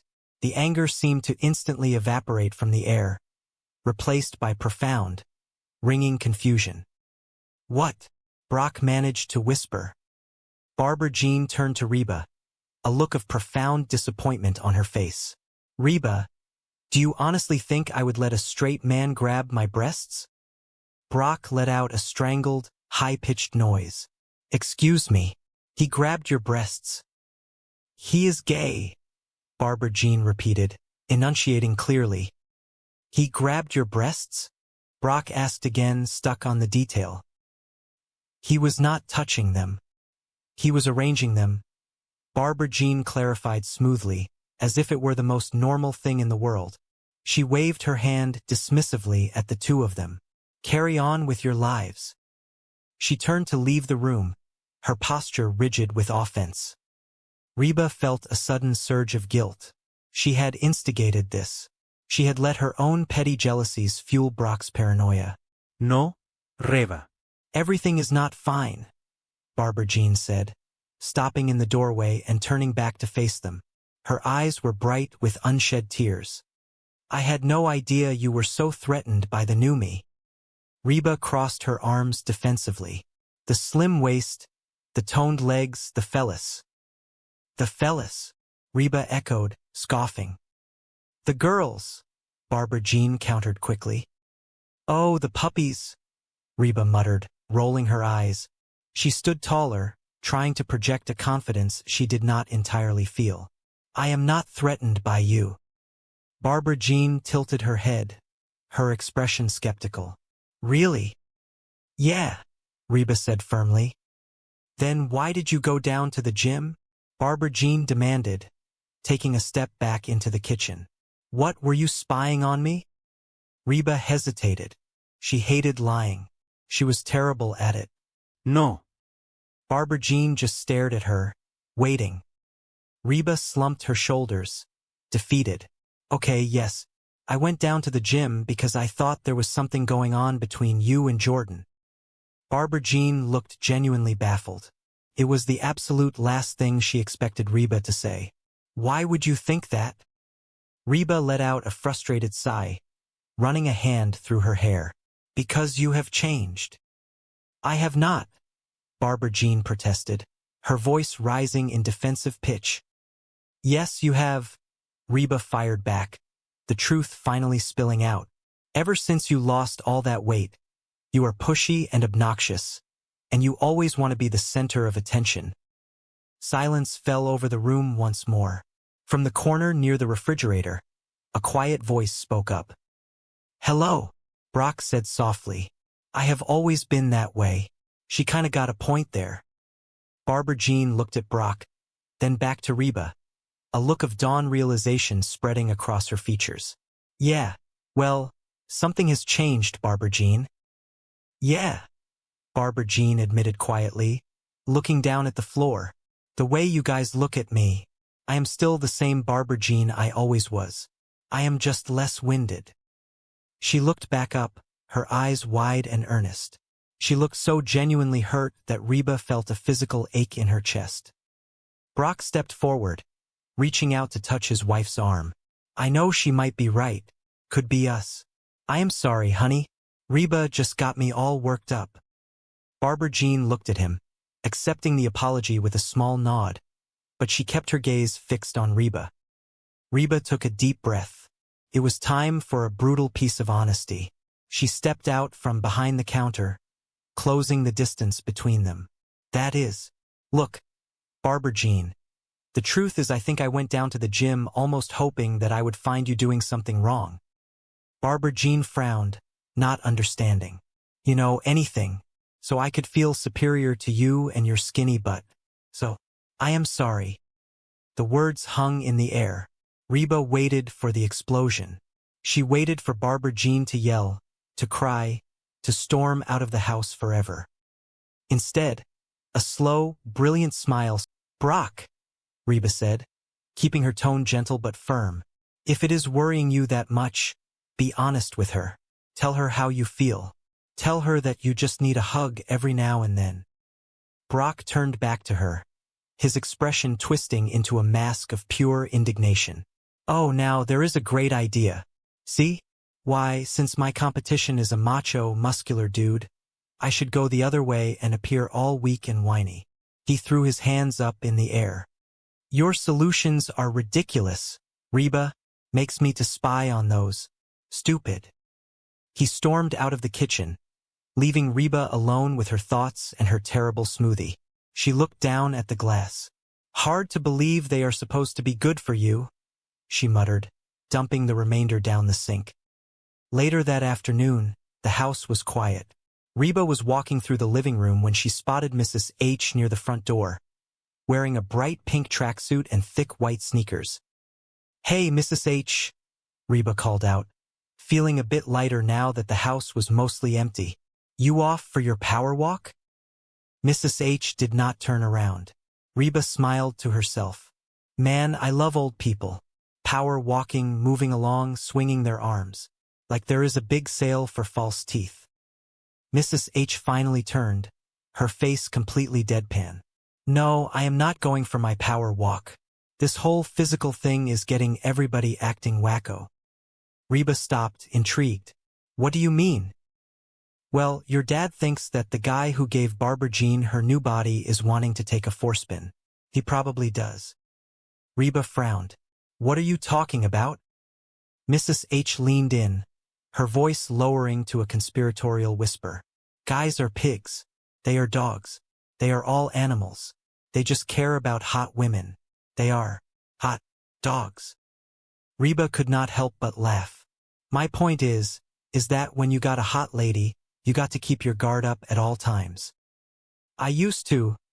Van's voice suddenly echoed from the staircase. He was sitting halfway up the stairs, looking incredibly depressed. Reba looked up at him, surprised. You used to? Van scrambled down the stairs, waving his hands defensively. No, baby, do not take it like that. It is just that I have grown into a mature, stable individual. That is all. Cheyenne's voice came from the top of the stairs, sharp and angry. Well, I do not like it. A door slammed forcefully upstairs. Van Winst. Reba looked at him, shaking her head. Where have you been? I went to get something to eat, Van mumbled, looking at the floor. Reba sighed. The whole house was falling apart over body image and gym routines. She found Ben sitting in the den a few minutes later, staring blankly at a magazine. So, Ben, Reba started, sitting down on the sofa across from him. You think that Brock might be right about this trainer? Ben closed the magazine and set it on the coffee table. He looked at Reba thoughtfully. Sure, this guy could be hot for Barbara Jean, but since Barbara Jean is not looking to play, there is no problem. And it is obvious Barbara Jean is not looking. Reba leaned forward, desperate for a logical perspective.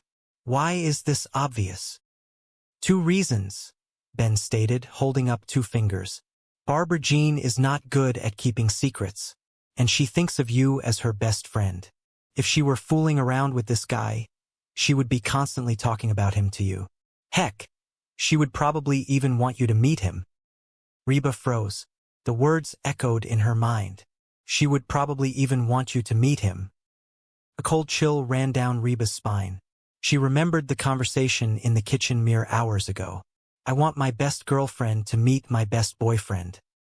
Reba stood up abruptly. Meet him, Reba said, panic edging into her voice. Oh! Ben looked startled. Where are you going? Go down to the gym with the rest of the wackos, Reba declared, grabbing her purse from the entryway table. Ben smiled slightly, picking up his magazine again. All right, well, keep those arms a-swinging. The gym was a loud, brightly lit temple of physical exertion. The smell of rubber mats, cleaning spray, and sweat hung heavy in the air. Bass-heavy music pumped through invisible speakers, providing a relentless heartbeat to the room. Reba walked through the sliding glass doors, feeling entirely out of place in her comfortable jeans and cotton blouse. Everywhere she looked, perfectly sculpted bodies were lifting heavy pieces of metal and running nowhere on expensive machines. Man, there is a lot of beautiful people around here, Reba muttered to herself, clutching her purse tightly. She looked toward the locker rooms. You should see them naked in the shower. She wandered deeper into the facility, scanning the sea of neon spandex and sweatbands for a familiar face. Finally, near a wall of mirrored glass, she spotted her. Barbara Jean was lying on a blue padded mat. Standing over her was a man who looked like he had been carved out of marble. He was tall, incredibly muscular, and had hair that managed to look perfectly styled despite the athletic environment. Reba crept closer, hiding behind a large silver chest press machine. "Hey," she heard the man say. His voice was smooth, almost hypnotic. "Jordan." "Hey," Barbara Jean replied, giggling. "Ready to start, Barbara Jean?" Jordan asked, kneeling beside her. Yeah. Jordan reached out and lightly touched the fabric of Barbara Jean's brightly colored top. "Hey, you look great in that outfit." Barbara Jean blushed, waving a hand in the air. "Oh, well, the other woman is getting kind of baggy." Reba's jaw dropped. She could not believe what she was hearing. She leaned closer, her ear practically pressed against the cold metal of the weight machine. "Can you believe her?" Reba whispered furiously to herself. She did the impossible. She lost all that weight and kept these fellas. Suddenly, Reba leaned a fraction too far. Her foot slipped on the polished floor, and she stumbled out from behind the machine, letting out a series of ungraceful noises. Oh. Barbara Jean sat up quickly, her eyes lighting up as she saw who it was. "Okay, Jordan, this is my friend, Reba." Reba quickly straightened her shirt, her face burning hot with embarrassment. She offered a stiff, awkward wave. Jordan stood up, flashing a smile that was bright enough to cause temporary blindness. "Hey, I am Jordan." "I am Reba," she replied, her voice tight. She kept her distance, eyeing him like he was a dangerous animal. "So, you going to join us, Reba?" Jordan asked, gesturing toward the empty mats beside them. Reba shook her head vehemently, clutching her purse to her chest like a shield. "Oh, I do not know. I just think that me and my fellows will just watch for a while." Jordan laughed, a deep, booming sound. "Well, Reba, you are not going to get into shape by just watching. You need to sweat a little." Reba took a step back. "Yeah, but you guys got to understand, it has been a while since I have been in a gym like this, and I do not think." "Hello," Jordan suddenly yelled, entirely ignoring Reba's protests.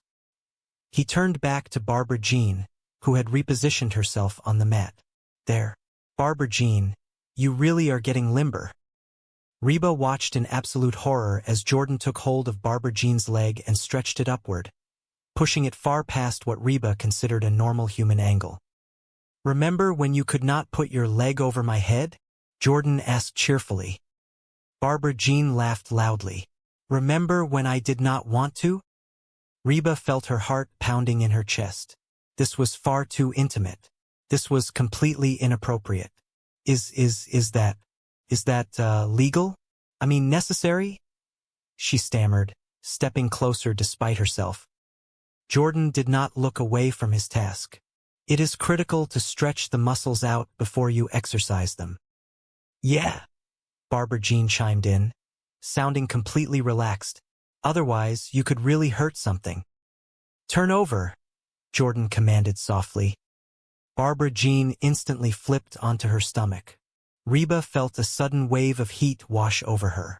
The music, the lights, the sheer proximity of these two people doing things she had only ever seen in gymnastics routines.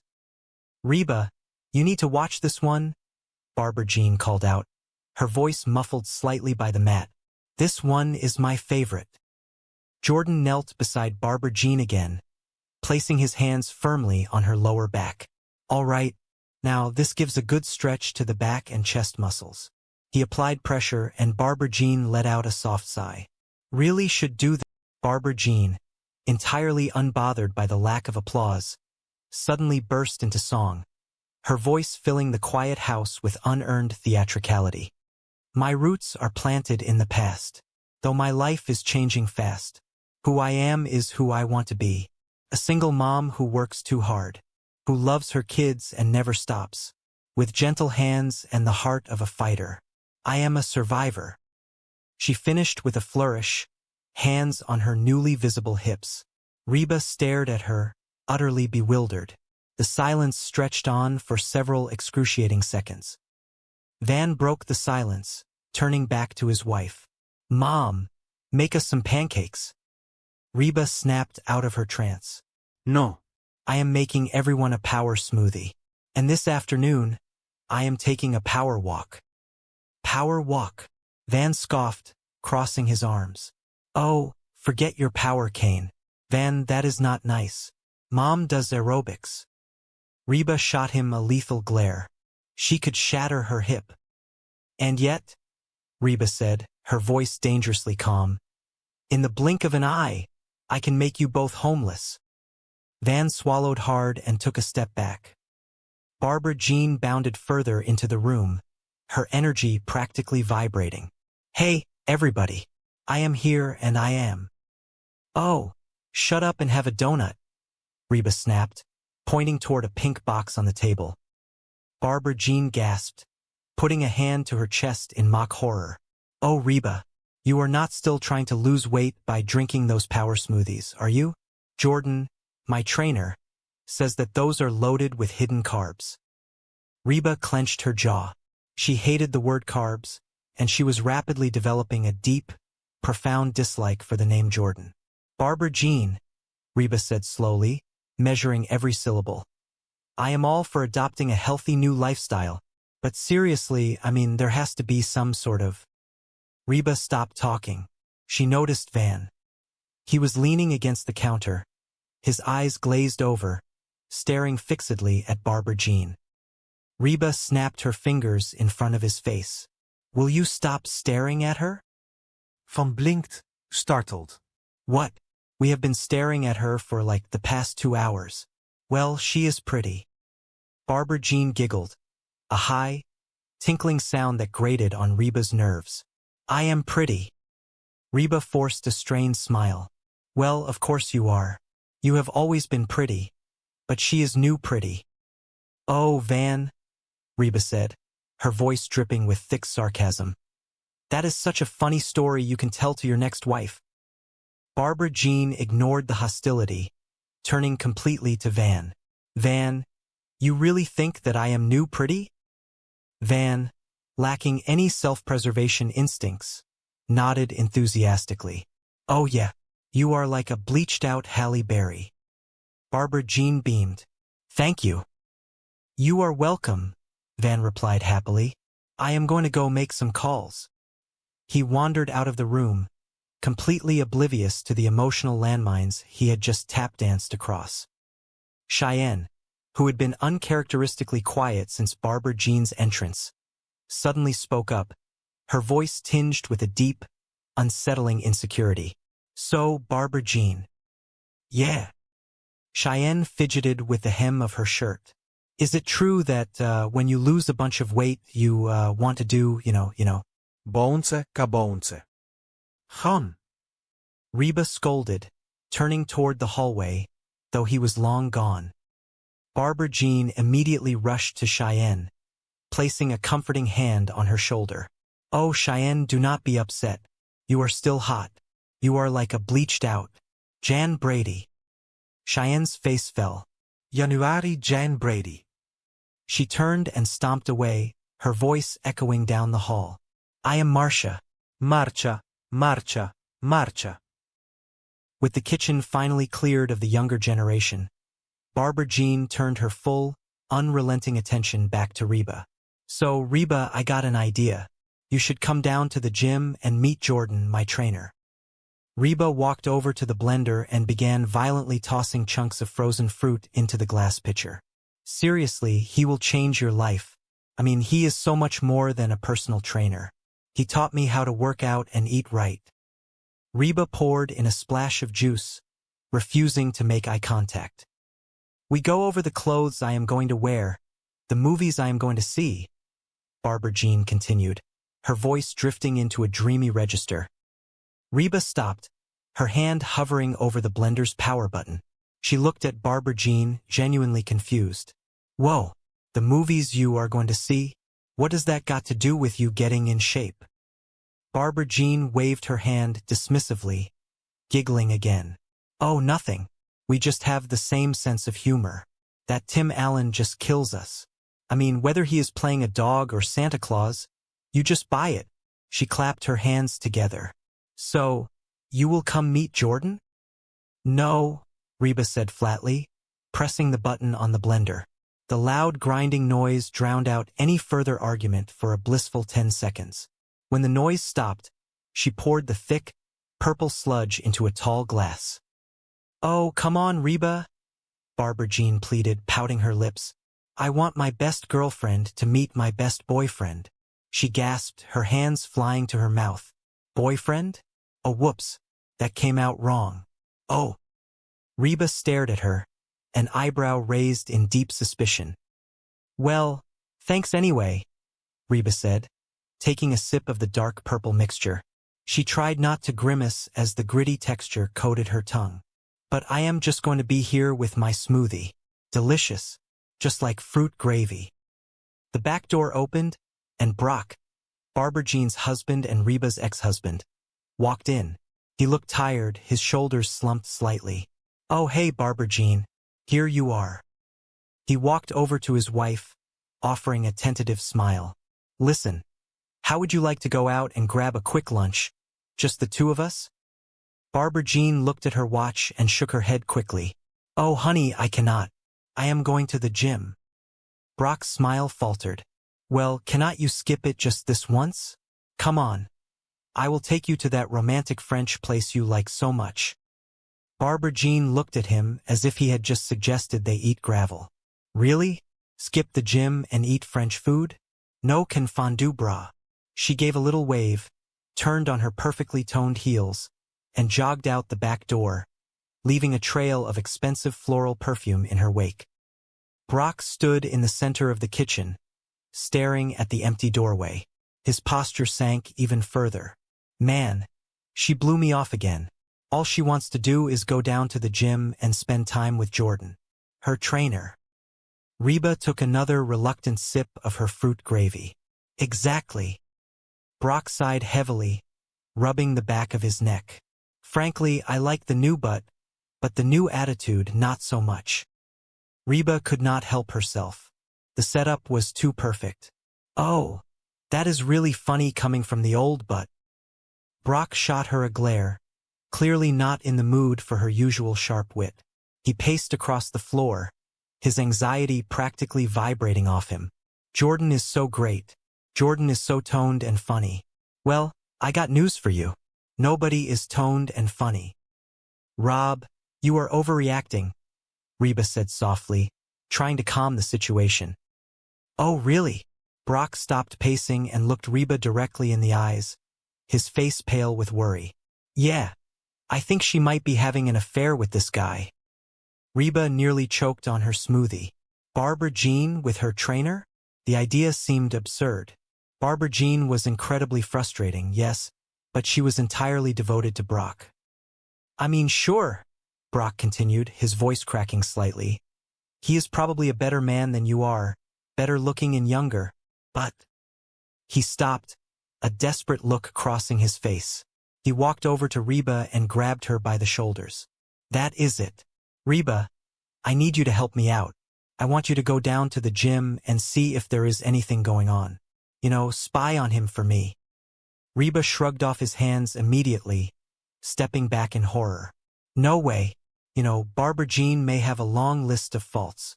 She pointed a finger in the air for emphasis. And I have that list if you need a copy. But she is nothing if not faithful. Yeah, Right? Brock scoffed, turning away to stare out the window. Up until now. But now that she is thin and hot, she has all kinds of options.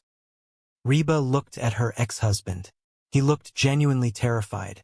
Beneath his usual bravado, he was just a man deeply afraid of losing the woman he loved. Reba felt a sudden, unexpected pang of sympathy for him.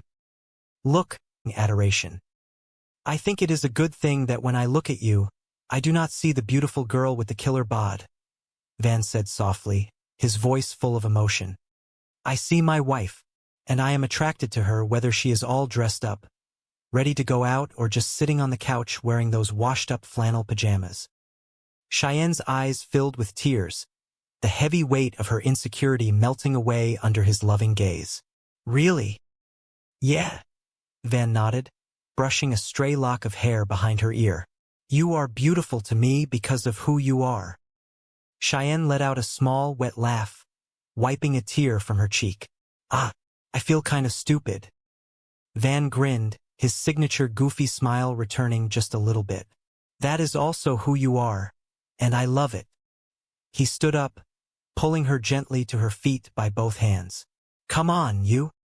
Cheyenne looked at him, wiping her eyes. Where are we going?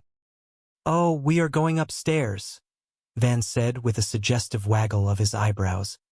Cheyenne giggled, shaking her head. Hold on. I thought you did not want me to leave you alone. Van pulled her close, wrapping his arms around her waist. He kissed the top of her head softly. Sometimes I want to feel new pretty.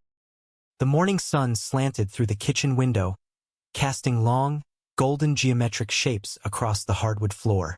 It was a typical Tuesday in the household, which meant chaos was simmering just beneath the surface, waiting for an excuse to boil over. The kitchen, usually a sanctuary of the smell of fresh coffee and the quiet hum of the refrigerator, currently looked like the aftermath of a minor, highly specific natural disaster. Reba stood near the center island, her arms crossed tightly over her chest. She stared at the empty countertops with a mixture of awe and profound irritation.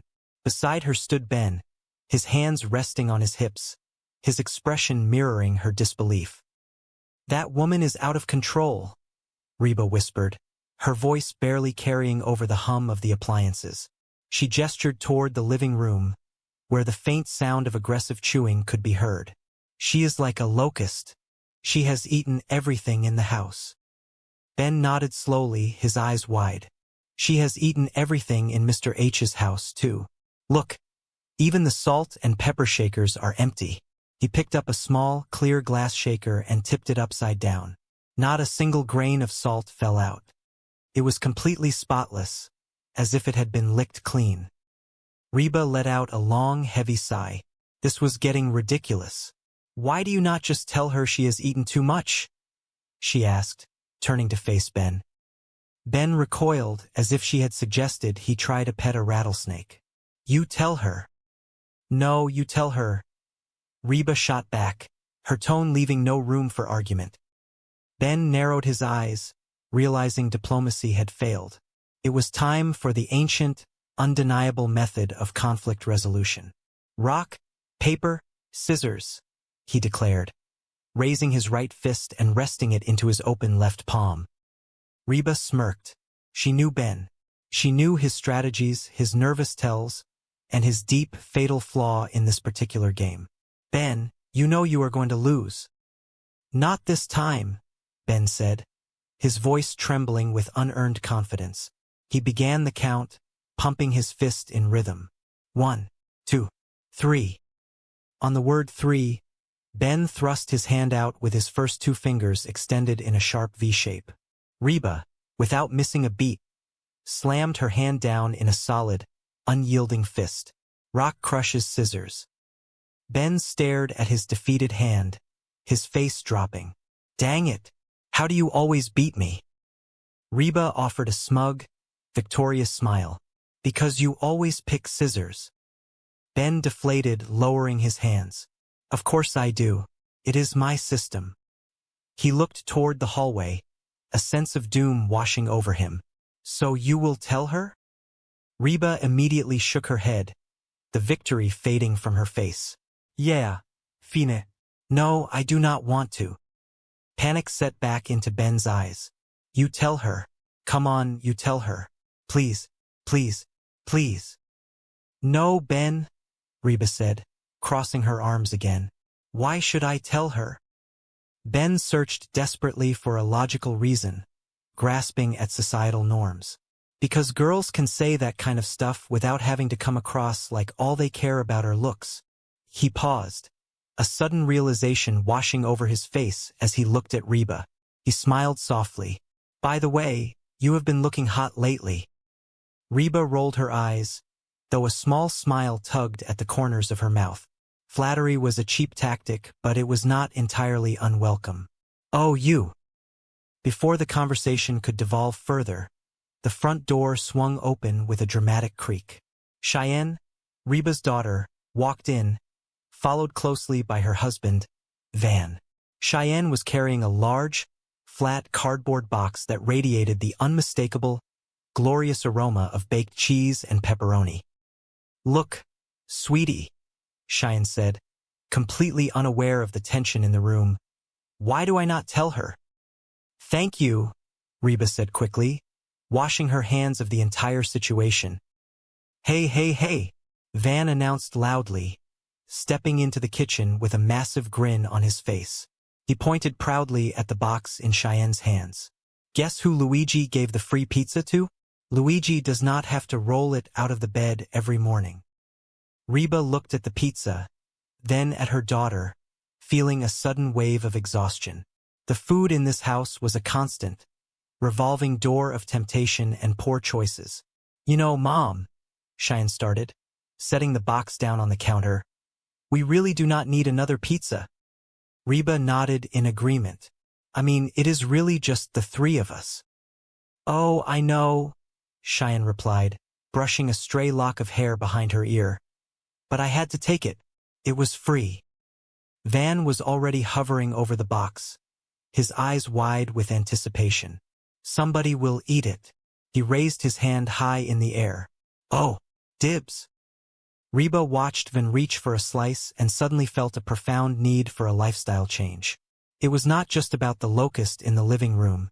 It was about the general atmosphere of lethargy that seemed to be settling over her family.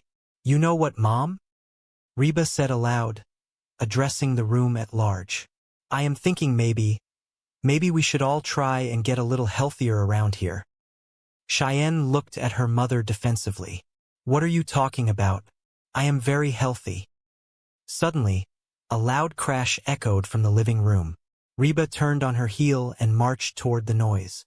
There stood Mrs. H, an older woman with an appetite that defied the laws of physics, clutching an entire loaf of bread to her chest like a newborn child. All right, that is it, Mrs. H, Reba commanded, her voice ringing with maternal authority. Drop it, Mrs. H. Drop it, drop it, drop it. Mrs. H looked at Reba with wide, guilty eyes, but her grip on the bread only tightened. Drop it, Reba practically shouted. She stepped forward, her voice softening slightly as genuine concern bled through her frustration. Mrs. H, I cannot stand to see you do this to yourself. It is like you are trying to eat yourself to death. Why? What happened to you? What is different?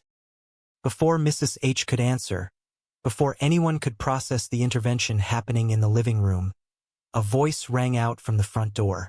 It was a loud, musical, terrifyingly cheerful sound. You who? I am here, and I am thin. The entire room froze. Reba turned her head slowly, her heart sinking. Standing in the doorway was Barbara Jean. But it was not the Barbara Jean they all knew. The woman standing there was wearing a brightly colored, form-fitting workout outfit that hugged curves Reba had no idea existed. Her hair was perfectly styled, glowing in the morning light. She looked entirely different. She looked radiant. She looked, to Reba's absolute horror, fantastic. Yeah, Reba muttered under her breath, staring at the apparition in her doorway. Thin is a stick, and dumb is one. Van, staring openly, completely oblivious to his mother-in-law's rising blood pressure, leaned toward Cheyenne. Yikes! What is eating Cooper grape? Look at that. They look like the number 10. Reba closed her eyes tightly, praying for a moment that she was asleep in her bed. Oh, thank God it was just a nightmare, she whispered to herself. She opened her eyes. Barbara Jean was still there, beaming. Yoo-hoo, I am here, and I am thin. Barbara Jean repeated, striking a pause. Reba let out a long, defeated breath. And the nightmare continues. Face, arms thicker than Reba's thighs, and a demeanor that screamed military discipline. Hey! Dot barked. Get down there. Reba looked at the padded mat, looked at Dot, and realized she had made a terrible mistake coming here. An hour later, Reba stumbled through her front door, every muscle in her body screaming in protest. Brock was waiting in the living room, pacing a trench into the carpet. He rushed over the moment she entered. So, did you see him? What is he like? Is he little? Could I take him? Brock fired the questions in rapid succession. Reba collapsed onto the sofa, massaging her aching shoulders. He is big, but he is not as big as Dot. So, what do you think? Is there something going on there? Brock demanded, hovering over her. Reba took a deep breath, looking up at her ex-husband. Look, Brock, I was hoping that I could go down to the gymnasium and check things out and come back and tell you that there is nothing to worry about. But... She paused, remembering the way Barbara Jean looked at Jordan. The intimate stretching, the breathless laughter. That is it. Reba, come on.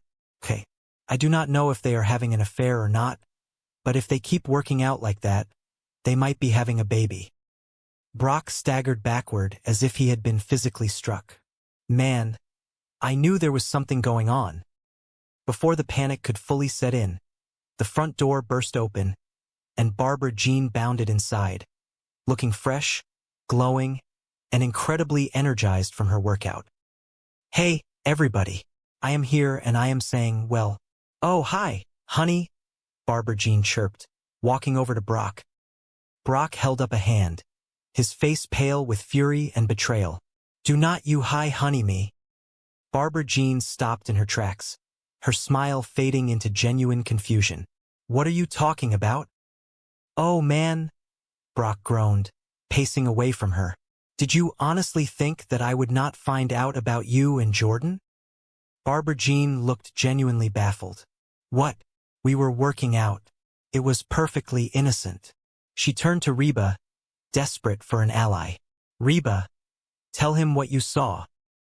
Reba sank lower into the sofa cushions, wishing she could become invisible. I do not want to get involved. She said you are having an affair, Brock blurted out, pointing an accusing finger at Barbara Jean. Any more than I already am, Reba muttered under her breath, a cynical reflex she could not suppress. Barbara Jean planted her hands on her hips, a look of profound exasperation washing over her face. Okay, Jordan and I are not having an affair. He is gay. The living room fell entirely, completely silent. Brock stopped pacing, his mouth dropping open in shock. What? Barbara Jean rolled her eyes, throwing her arms up in exasperation.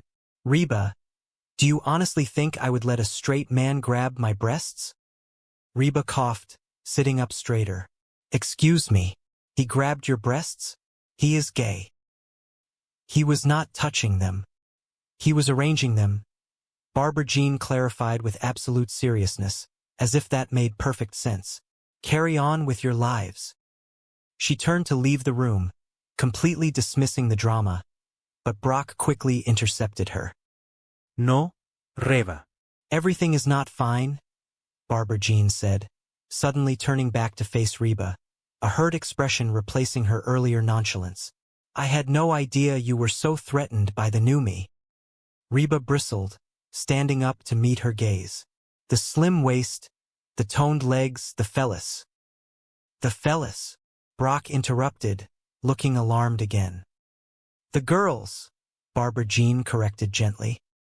Oh, the puppies, Brock sighed, rubbing his temples, thoroughly confused by the direction of the conversation. Reba took a step closer to Barbara Jean, her own defenses rising. I am not threatened by you. Really? Barbara Jean challenged, raising an eyebrow. Yeah. Then why did you go down to the gymnasium? Barbara Jean asked, her voice trembling slightly. What, were you spying on me? Reba hesitated, the guilt finally catching up to her. No. Okay, yes. I went down to the gymnasium because I thought there was something going on between you and Jordan. Why would you think that? Barbara Jean asked, sounding more sad than angry now. Because you have changed, Reba stated firmly. I have not, Barbara Jean denied instantly. Yes, you have. Reba pressed on, the truth spilling out. Ever since you lost all that weight, you are pushy and obnoxious, and you always want to be the center of attention. Barbara Jean looked around the room, throwing her hands in the air. Hello? I have always been that way. Brock, standing awkwardly in the corner, nodded slowly. She kind of got a point there. Yeah, well, something has changed, Barbara Jean, Reba insisted softly. Barbara Jean looked at her hands, a sudden vulnerability in her eyes. Yeah, the way you guys look at me, I am still the same Barbara Jean I always was. I am just less winded. The absolute honesty in her voice pierced through the tension in the room. Reba realized with a sudden, sharp clarity that the problem was not Barbara Jean's new body. It was how everyone else was reacting to it. I know she might be right. Could be us? Brock admitted quietly, stepping forward and taking Barbara Jean's hand. I am sorry, honey. Reba just got me all worked up. That is. He looked at Reba, silently asking for help to navigate the emotional minefield. Reba took a deep breath, letting down the walls she had kept up for years. Look, Barbara Jean, the truth is I think I went down to the gymnasium almost hoping that I would find you doing something wrong. You know, anything. So I could feel superior to you and your skinny butt. So, I am sorry.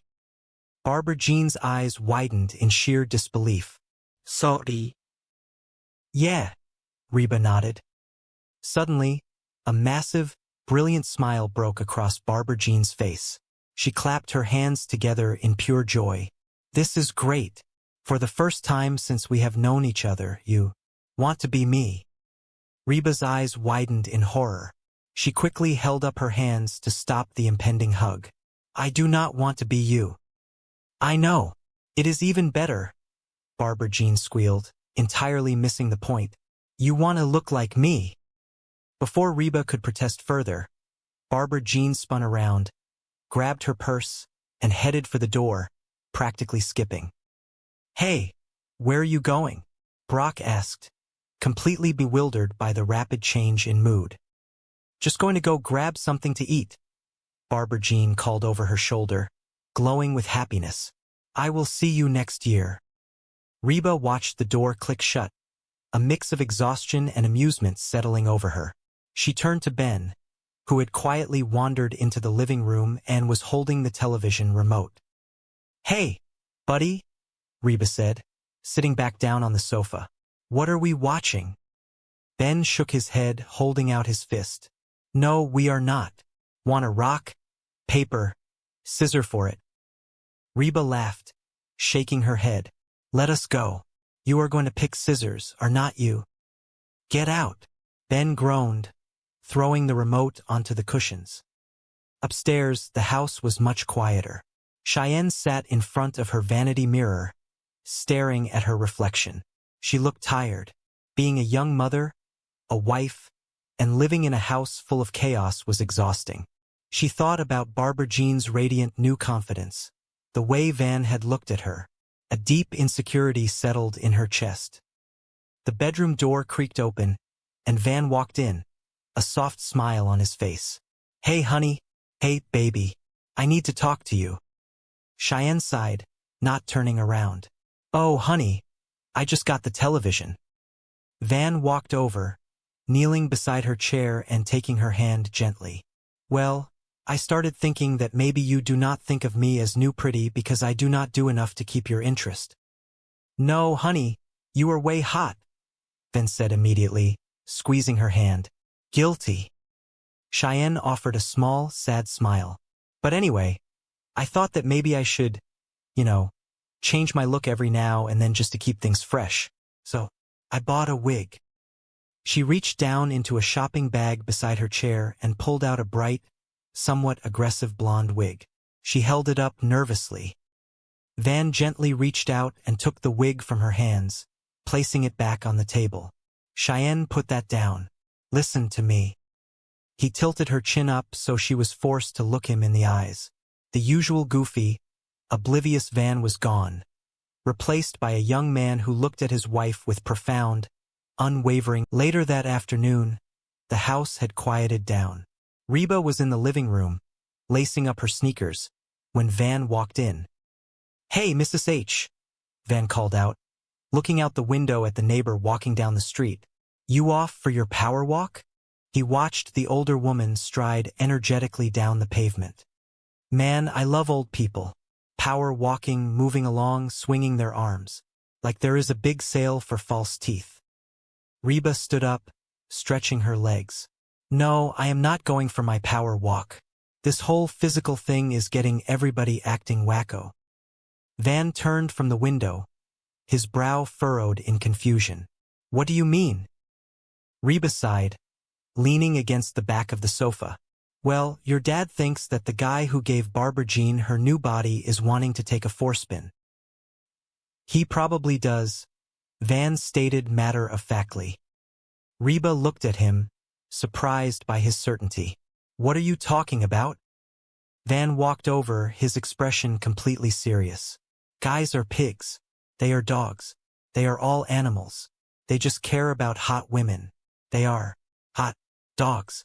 My point is that when you got a hot lady, you got to keep your guard up at all times. I used to, Reba murmured softly, a hint of old sorrow in her voice. Van quickly realized his mistake and held up his hands. No, baby, do not take it like that. It is just that I have grown into a mature, stable individual. That is all. Reba looked at him, a fond, exasperated smile on her lips. Well, I do not like it. Just then, Brock walked into the living room, looking disheveled and slightly manic. Where have you been? Reba asked.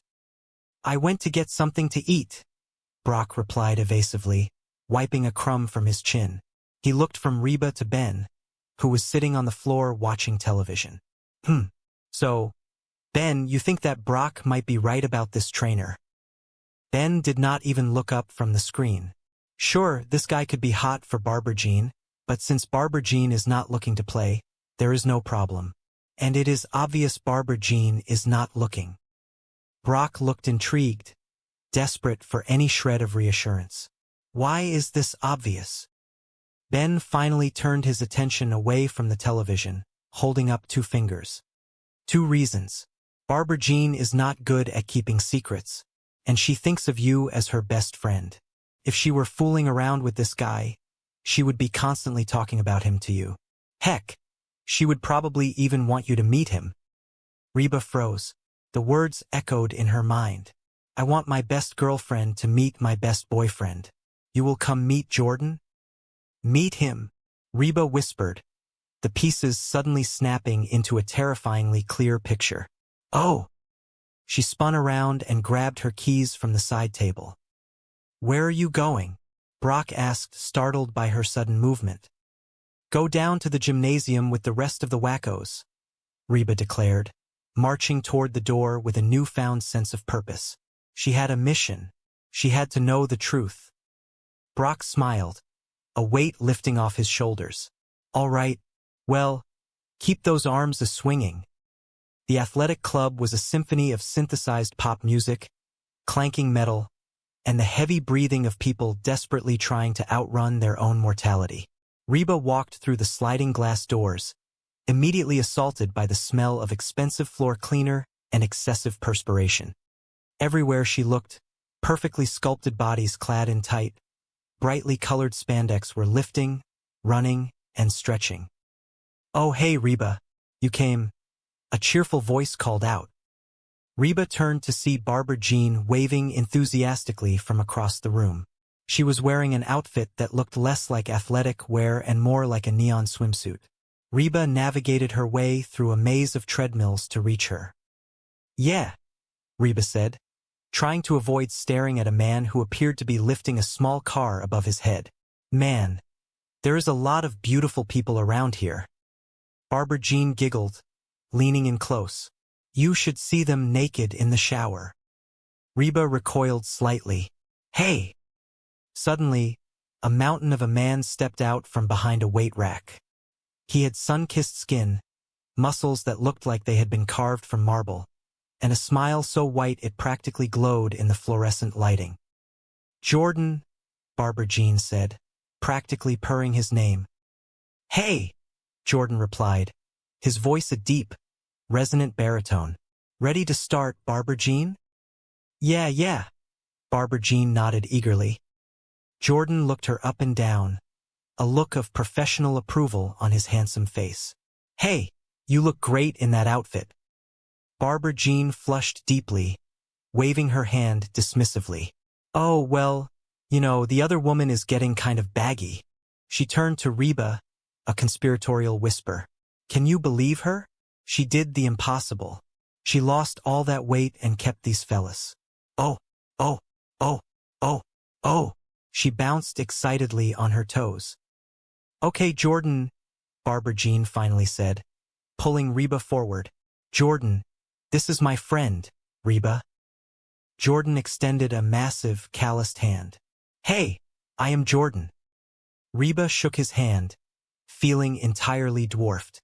"I am Reba." "So, you going to join us, Reba?" Jordan asked, his smile never wavering. Reba took a step back, shaking her head vigorously. "Oh, I do not know. I just think that me and my fellows will just watch for a while." "Well, Reba, you are not going to get into shape by just watching," Jordan encouraged gently. "You need to sweat a little." "Yeah, but you guys have to understand, it has been a while since I have been in a gymnasium like this, and I do not think." Reba stopped mid-sentence as Jordan placed a hand gently on Barbara Jean's waist, guiding her toward a padded mat on the floor. "Hello, there," Jordan said softly. "Barbara Jean, you really are getting limber." What happened next defied the laws of human anatomy as Reba understood them. Jordan sat on the floor, and Barbara Jean somehow contorted herself backward over his legs. "Remember when you could not put your leg over my head?" Jordan asked casually, as if discussing the weather.